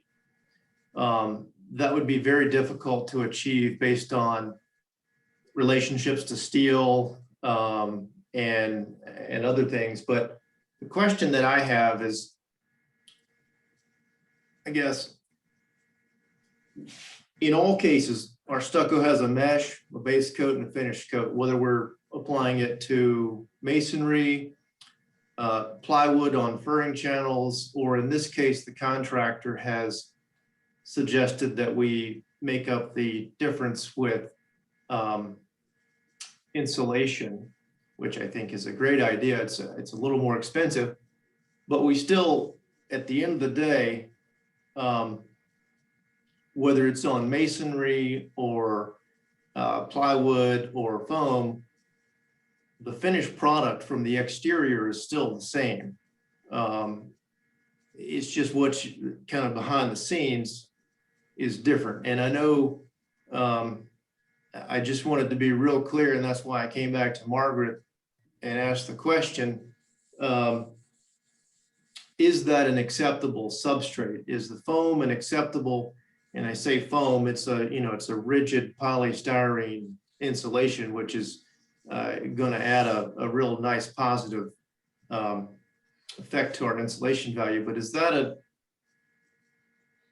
and we get in the weeds here about what is an acceptable substrate for a material finish, whether it's metal or stucco or siding or whatnot. But I didn't feel right moving forward, knowing that I had sold it at the last hearing as a stucco on masonry. So that's why I wanted to kind of just have an open conversation, and I really appreciate it. We find ourselves in this arena from time to time, so it's nice to be able to talk about it. Okay, well, thank you, Mark, and thank you for the full disclosure and the chance to consider the issue forward today. Anything else you'd like to present before I don't, you know, I have my drawings open and I can talk through details and whatnot, or we can present details. You know, we're sort of in the working drawing, into the working drawing phase. We're in the shop drawings now with steel and those approvals, and the folks at Sleep Number are excited and ready to get going, but I felt the need to you know, circle back and close the loop on this conversation. We'll open it up for members with any questions for the applicant. Starting with Frank Hancock. Sure. Thanks, Mark. Maybe it would be helpful just to kind of jog my memory if you pulled up an elevation and just pointed out. Apologize. I know we've reviewed this multiple times, but just so I know where it is, and you know, a lot of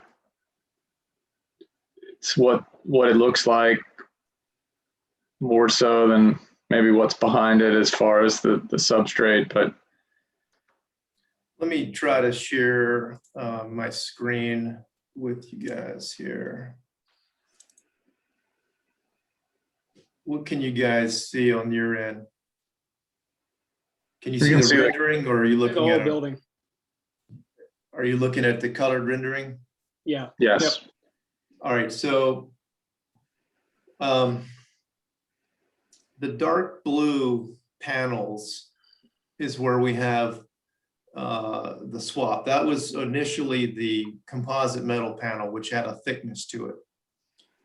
The tan, which you can see in a smaller amount, was original to the design. The blue is now stucco.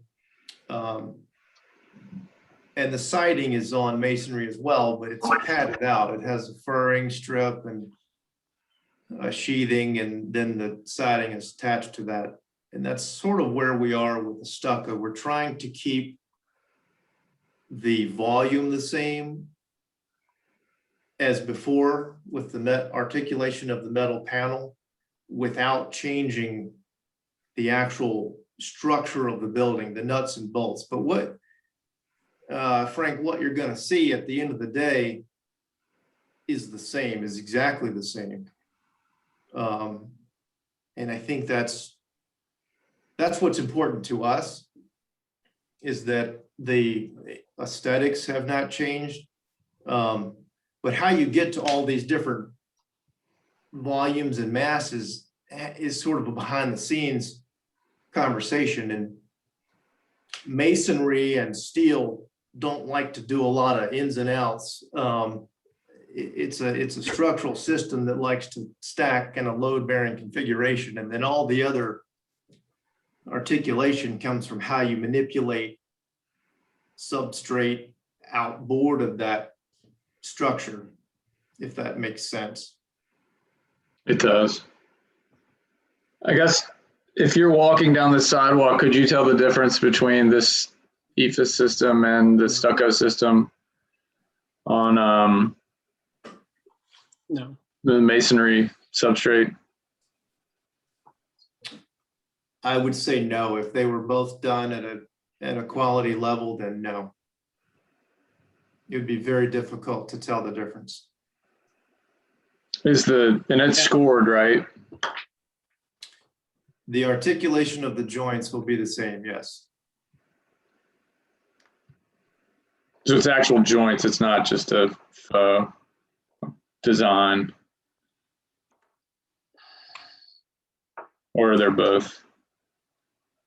I remember there was more pattern on it, but it's tough to tell on this image.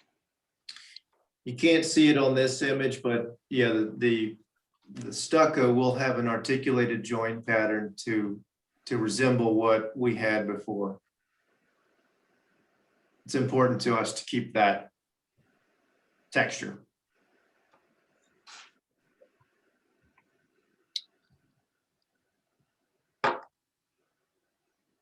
Any other questions, Frank? No, thanks, Mark. Okay, thank you. Frank Stoner. Yeah, I think this is a non-issue. And I think as an ARB, we should think about, I know there has been aversion to EFS sort of FIPON kind of applications on buildings. I think in this case though, and I think any wall should be viewed the same way. I don't think it should be up to the ARB to determine whether somebody uses hard coat stucco or EFS. If they're applied properly, they both have good longevity. You can't tell the difference looking at the wall. Nobody's going to be able to tell whether it's applied on masonry or not. In that sense, I don't even think we should be reviewing, to be honest with you. I don't think it's an ARB issue, personally.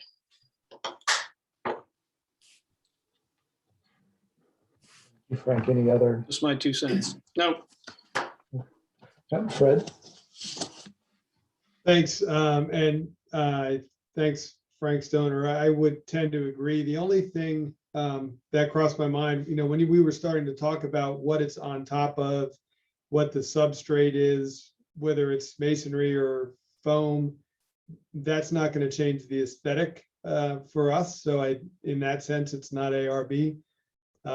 The only thought that crossed my mind, and Frank, you mentioned this, was the longevity of the product. And if we're, from a precedent standpoint, setting ourselves up to approving a less durable product, that I think has always been the issue for EFS being approved in the entrance corridor. So I would only maybe look to staff for your recommendation in terms of how we word this, to make sure that if we do have an issue in the future with someone using a less quality or durable approach, that we can point to our rationale and justification that it's durable in this condition. That makes sense? I think that makes sense, but I could not outline for you, what the less durable approach is compared to the more durable approaches. I know, yeah. I don't know enough about the product to be able to say that. But I do tend to think that, assuming that all things are equal, it's not an ARB issue as long as the aesthetic is the same.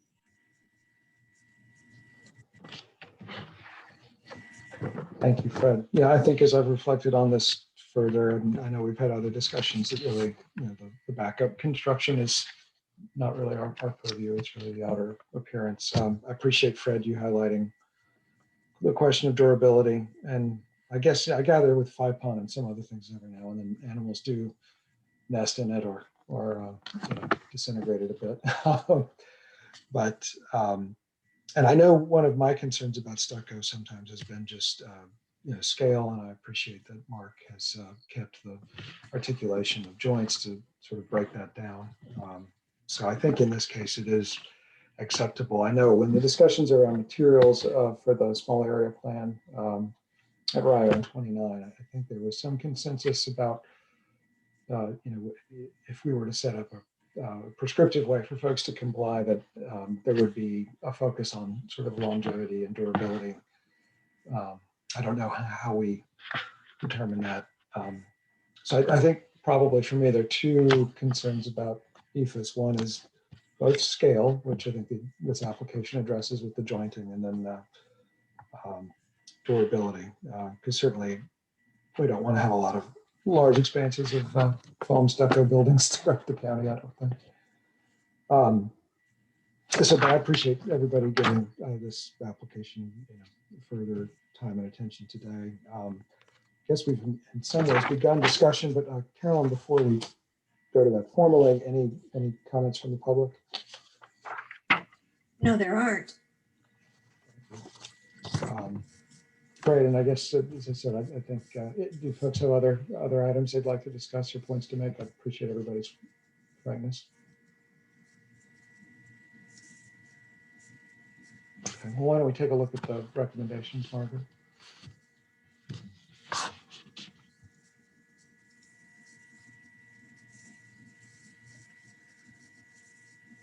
The the wording I have for you is pretty simple.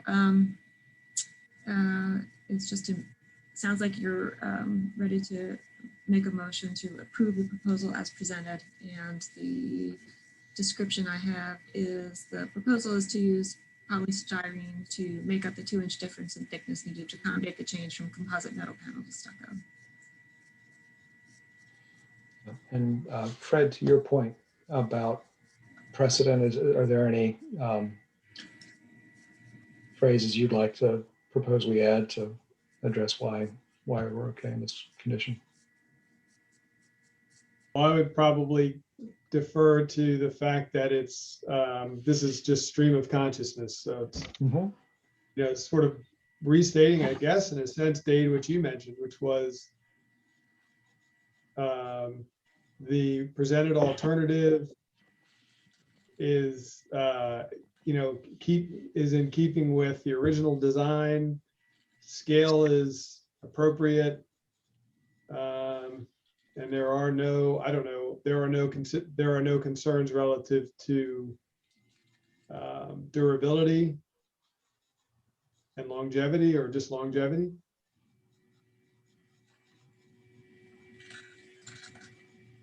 Happy for anyone to change that or laugh me off the screen. No, that seems good. I don't know if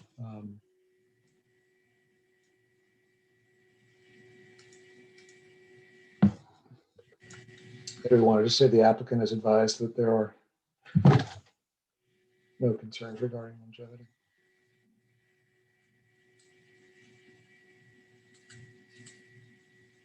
I'm sorry, I missed that. Oh, maybe just insert after and the applicant has advised that there are no concerns.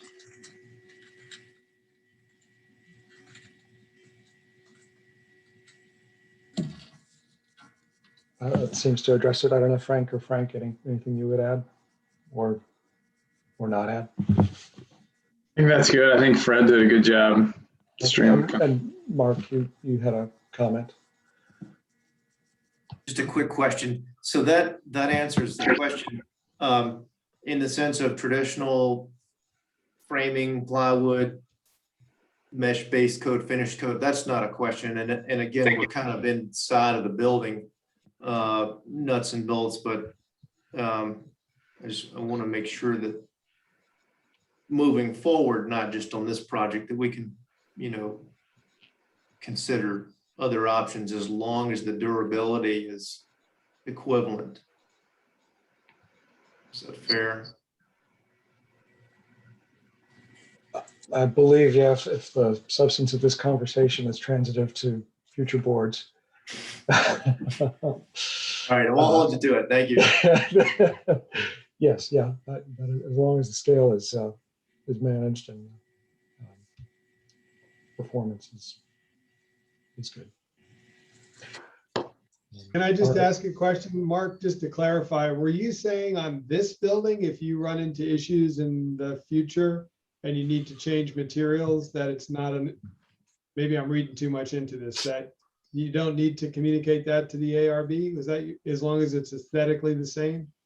No, or are you talking I was no. I was this building has I think we've resolved all of the issues. What I was asking is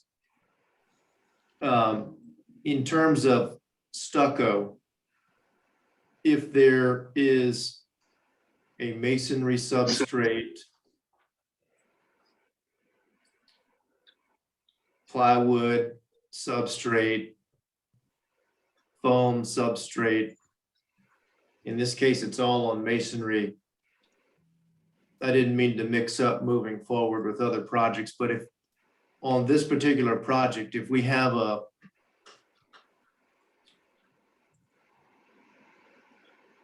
framing that goes above the parapet that has metal channels, plywood, and lath, base coat, finish coat, that's more traditional. I'm assuming that's not a conversation. It was the foam conversation that got us here. I think so. Yeah. So for the purposes of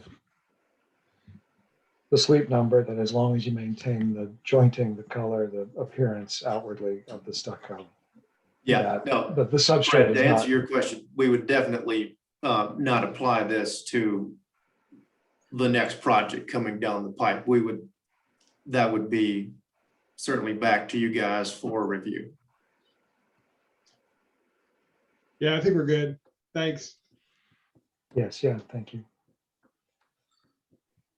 Great. Does anybody care to make a motion? Sure, I'll move that we approve the proposal as presented because the alternative is in keeping with the original design, the scale is appropriate, and the applicant has advised that there are no concerns regarding longevity of the material. I'll second.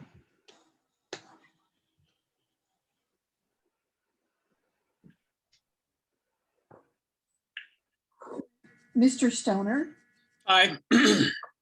Mr. Hancock, Aye. Mr. Vanderwerf, Aye. Mr. Missile. Aye. Thank you. Okay. Thank you, Carolyn. Thank you, Mark. Thanks all. Thank you. Have a nice afternoon. Thank you.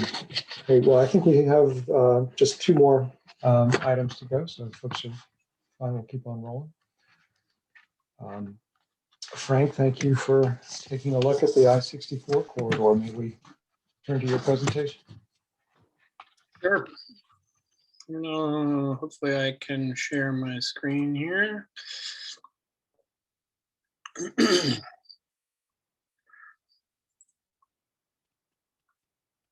You guys see that?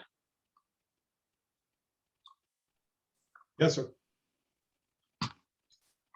Awesome. So I can make this pretty quick. I apologize, I wasn't exactly sure where to start. And that may have been my oversight. So I kind of started this effort at the intersection of Fifth Street and 64. Let me get my box out of here real quick. Oh, brother. Sorry. There we go.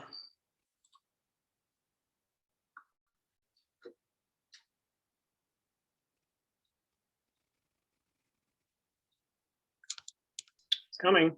All right. Can you see that? It's small. I think it's loading maybe. Mhm.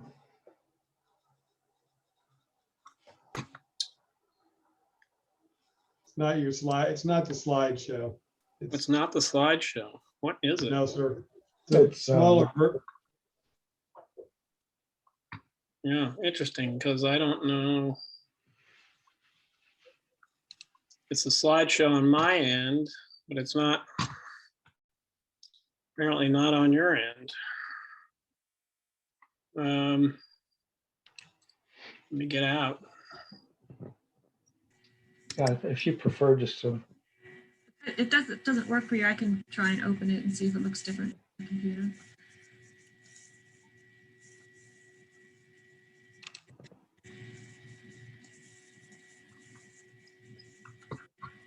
This is the speaker preview showing now.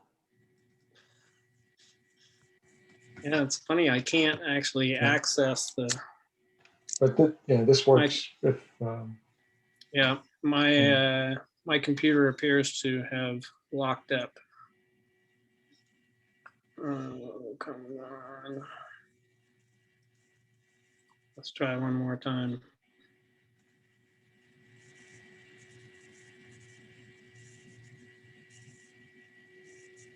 So what do you see now?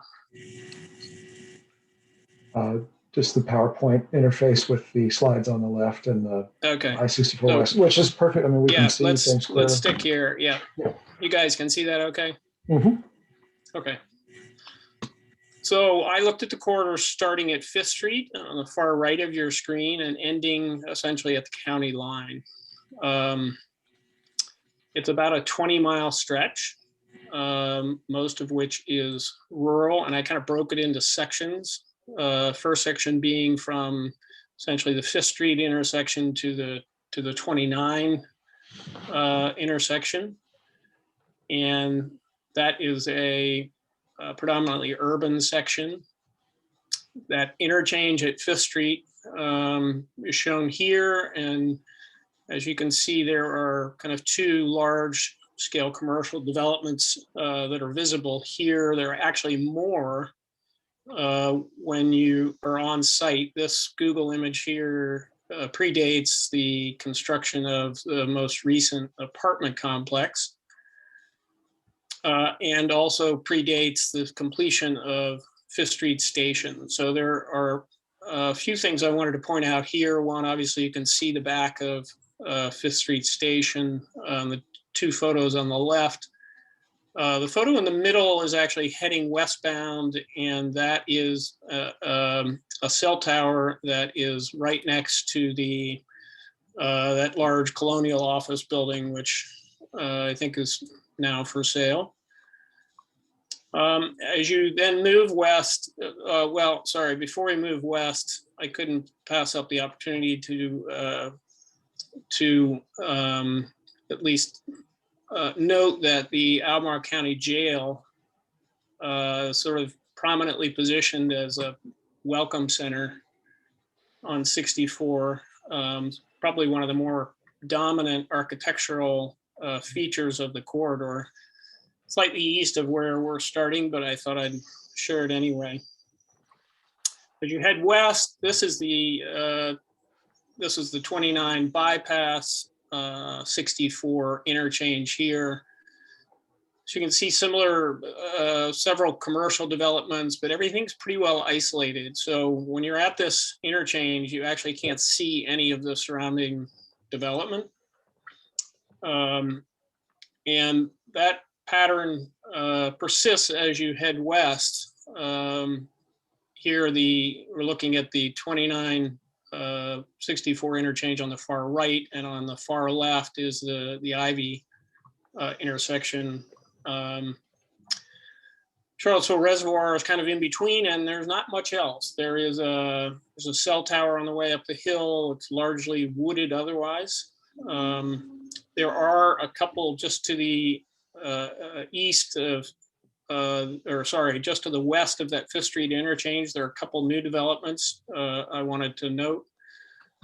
This project is on the south side of 64 west of Fifth Street, and almost immediately adjacent to it, there is a more recent apartment complex that was built that is very prominent from the 64 corridor. As you turn around and head west, though, the character changes pretty dramatically, and this is a view heading due west of the Ivy intersection, which is sort of at the bottom of this hill, and pretty much all the development from here on out till you get to Crozet is sort of rural and residential in character. This is the Ivy interchange itself. You can see there are a few residential developments that have been built around it. The rock shown here is sometimes visible when there are no leaves on the trees. I caught sort of brief glimpses of it when I was driving the corridor. But when the leaves come out, I don't think any of it's visible. This last section is from Ivy to the Crozet intersection here at 635. Sorry, it's not the last, second to last. And that corridor between there is, again, largely wooded on either side. There are occasional sort of pastoral views, but otherwise there's pretty much no development. Oops, sorry. Here's the 64 interchange with 250 at Crozet. This, you can see we actually do have some commercial development of the Yancey Lumber Mill, which is on the southeast side of that intersection.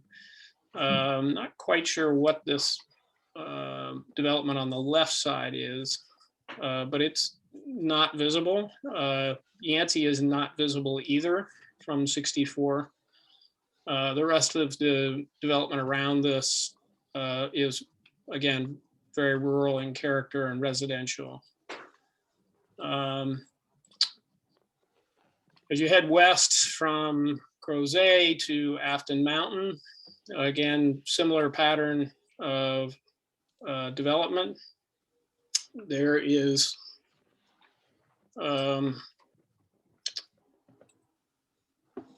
one notable exception, which is the VDOT Memorial Overlook, which is on the south side of 64 as you kind of head up Afton Mountain. And then when you get to the Afton interchange, which is a little beyond the scope of what we're technically responsible for, but it's close enough, I figured I'd include it. You have some commercial development on 250 kind of at the interchange with Blue Ridge Parkway. You've got the abandoned motel up there and a couple other smaller commercial buildings that are generally not in good condition. And this is that view from 64 as you're crossing over 250. You can see the motel at the top of the hill there and a couple other commercial buildings. That's about as much of a view as you get from 64. Sorry. And that's kind of it along that section. As I thought about what my conclusions were, I would say in general, the character of the corridor is certainly rural, bordered mostly by woods, with some mountain views and some pastoral views to the west. Most of the commercial development, really most of all the development along the corridor is pretty effectively screened. And I know that's generally been a priority for us in evaluating anything along that corridor. Buildings in the urban area are generally oriented away from the corridor. There are a couple, in the case of these two multifamily projects that got built on the south side, they do in fact sort of front, not directly, but they do front the corridor in that they're kind of forward facing or have a significant architectural presence on the corridor. And then one last note, there are a number of cell towers along this corridor. If you're looking for them, you can generally find them. There are at least 3 or 4 that are pretty clearly visible. But I don't find them to be offensive. I know that's a big issue as we look at cell tower applications in this area as well as others. So that might be worthy of some discussion, but it's, I don't know. Maybe I just get used to them, but I didn't really find any of them to be particularly offensive. And with that, I will shut up.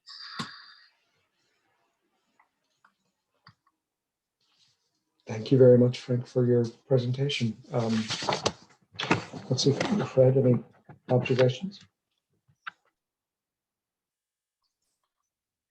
I just, well, first of all, that was great, Frank, thanks. I also liked your format. I thought it was really nicely done. It dawns on me that we always talk about entrance corridors and we think about people entering Albemarle County, entering the city of Charlottesville, and that's why we do what we do. But it strikes me, I wonder what the percentage of people passing through on 64 that benefit from the work that Margaret and staff do to preserve the entrance to this area. It's kind of a double bonus, right? They also get the benefit. It's more about, it's about both. It's funny you mentioned that there are a couple of cell towers that are clearly visible. I can only think of one, Frank, but I'm sure you're right. I probably have just gotten used to seeing the other ones. But the one that you pointed out by 5th Street, that's pretty egregious, is the one that I always think about and hope that someday some strong wind will knock it over and they won't be able to rebuild it. But other than that, no, I think that was all great observations. Yeah, there's another one on the north side of 64 as you're heading down the mountain toward the 29 bypass 64 interchange there. Kind of before you come off the mountain, there's one on the left there. That Okay. is, yeah, I don't know if you, next time you go out that way, and it's plainly visible. But I don't know, it just, I think you're right. The one on Fifth Street is pretty egregious, as you could tell from the photo. Yeah. I mean, it just sticks away that, but Yeah. if it was a flagpole, I guess it'd be egregious too.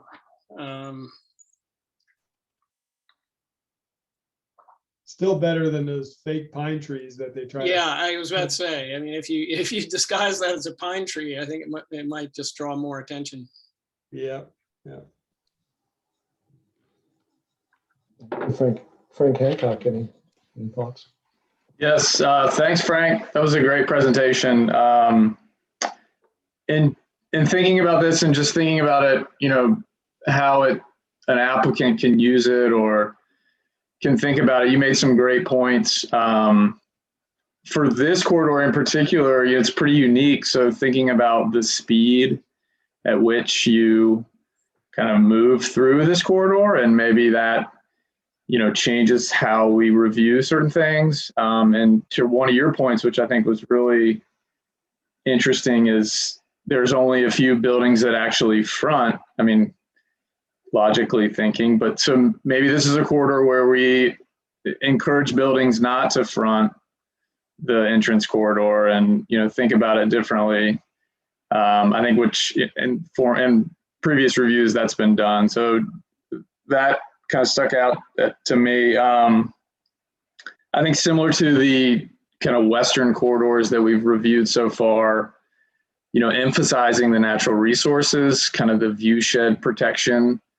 And so thinking about an application through those lenses of kind of that borrowed view of the landscape, especially in this corridor with the speed at which you move through. So I think if we're taking these presentations and turning them into this addendum that's useful for an applicant, there's definitely some takeaways here that you could put in and say, maybe a focus on, not fronting the corridor and a concentration and effort on your backside of what's, presenting to the corridor, I think I could just see how this could be written to be really helpful for the applicant, as the specific character of this corridor. So this is a lot of rambling, but thank you, Frank. I think that was really nice. Thank you, Margaret, Frank. what is the minimum buffer between the corridor and any proposed development? Seems like there is a a minimum buffer between. Well, between 64 and development adjacent to 64, there is we do have a buffer requirement. Just as I'm looking at this photo that's on screen, and in the lower right hand corner, it looks like the buffer gets pretty thin, but in most areas it's pretty significant.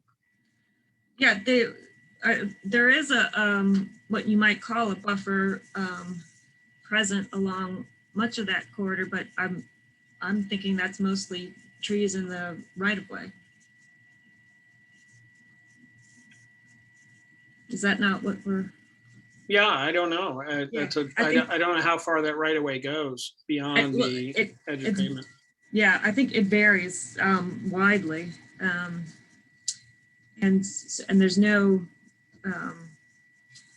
there's no buffer. There's no guideline about a buffer between in that area, other than guidelines that you would have for landscaping along parking lots or that sort of thing. Thank you. Great question, Frank, and very nice presentation. Thank you for taking a look at this. Yeah, I am struck the way you highlighted sort of the character between the 29 interchange and Avon, and that area certainly has changed a good deal just in the last 5 years with that development. And I think it used to be largely a pretty continuous, heavily wooded corridor that felt consistent with most of the gateway from the border of the county. And I was struck, I think, driving it just this weekend, that now it's pretty consistent as sort of a thin veil of landscape, or a comparatively thin veil of landscape to to the more significant developments that are there. So I appreciate your question about minimum buffer, and I don't know whether other members or staff would be interested in considering whether there's a way to increase the buffer or be sure that the buffer on the more rural parts of 64 remains, to Frank Hancock's point about view sheds and natural resources. Are there additional measures that are necessary to be sure that those areas retain the character that they have today? Would folks support any measures to try and encourage that? I think even at the Ivy interchange, I know, speaking of sort of borrowed views, as Frank was, the come cresting that ridge near the reservoir and down to the interchange, the mountains and the forest used to sort of roll off into the distance, and now you can increasingly see roofs and houses sort of dotting the landscape as it develops. Certainly can't change the whole view shed, but it is a significant change in that area. I think these images of the apartment complexes and the one of Fifth Street Station, I think these are great examples of how when you have these wooded sites and then you have some of that wooded area in the right of way, how difficult it can be to really visualize what 20 feet of wooded area what that really is going to mean, or 30 feet, whatever it is. On the paper, it looks like it can be a lot, but once you get take out almost everything beyond it, it really opens up, and it's sometimes hard to anticipate that. Right. Yeah. It's a great point, Margaret. I think how wide is the buffer up around? Is it Brookfield around 29 and Polo? Brook Hill. Brook Hill is that 100 feet? 100. Yeah, and even there, I'm struck as that develops. There's more visibility than I thought there would initially. Exactly. Obviously, 100 feet. It's a lot of land and to impact with that kind of buffer, but. This is great. I guess this probably concludes looking at sort of the western portions, and so I don't know if we have it on a schedule next week to start talking a little bit about anything, any recommendations we may try to put into an appendix. But I think the question of buffering and is a key one for me, at least, to consider. 264, and I think also for 250, I know. And again, out there in the more western areas, it's more single-family development that, by right, can sort of erode the character. I have the spreadsheet. I can pull it up if you want to look at that. That have the list of corridors in the plan. I don't know that we've updated, but I think we had agreed we would sort of pause before moving to another sector and try and synthesize the observations about the western ones. So, can you see the spreadsheet? Yes, yeah, thank you. Okay, so let's see, where are we? We're here today. Mm-hmm. So one, I'm not sure what happened to the bypass. The 250 bypass. That's rescheduled for next week, according to the latest. Yeah. Okay. Okay. I failed. So that's for the 19th. So then maybe with a look at the 29-250 bypass, then we can aim maybe for the week after that to try and synthesize thoughts about the western corridors. Yeah, and that is what we had. So on May 3rd, regroup and set future schedules. So. Okay, great. Okay, that sounds great. Thank you, Margaret, for keeping track. And thank you, Frank, and everybody for taking the time to look at the corridors this way. Great. Anything else before we move on to our last order of business? Okay, great. All right. Next and last order is approval of the minutes for March 15th, 2021. Is there a motion to adopt them? So moved. A second. I'll second. Thank you. Carol, could you call the vote? Yes. Okay, Mr. Stoner, Aye. Mr. Hancock, Aye. Mr. Vanderwerf, Aye. Mr. Missile. Aye. Thank you all. Our next meeting is scheduled for Monday, April 9th. Again, a virtual meeting. Is everyone able to attend at that time? Next week, Sorry, the 19th. 19th. Okay. Great. Yes, I can. Wonderful. All right. Well, thank you very much, everyone, for your participation today. Hope you have a wonderful week. Thanks, everyone. Thanks, Thanks a lot, everyone. guys. You too. Yeah. Take care. Thanks, Dave. Thanks, everybody. See ya.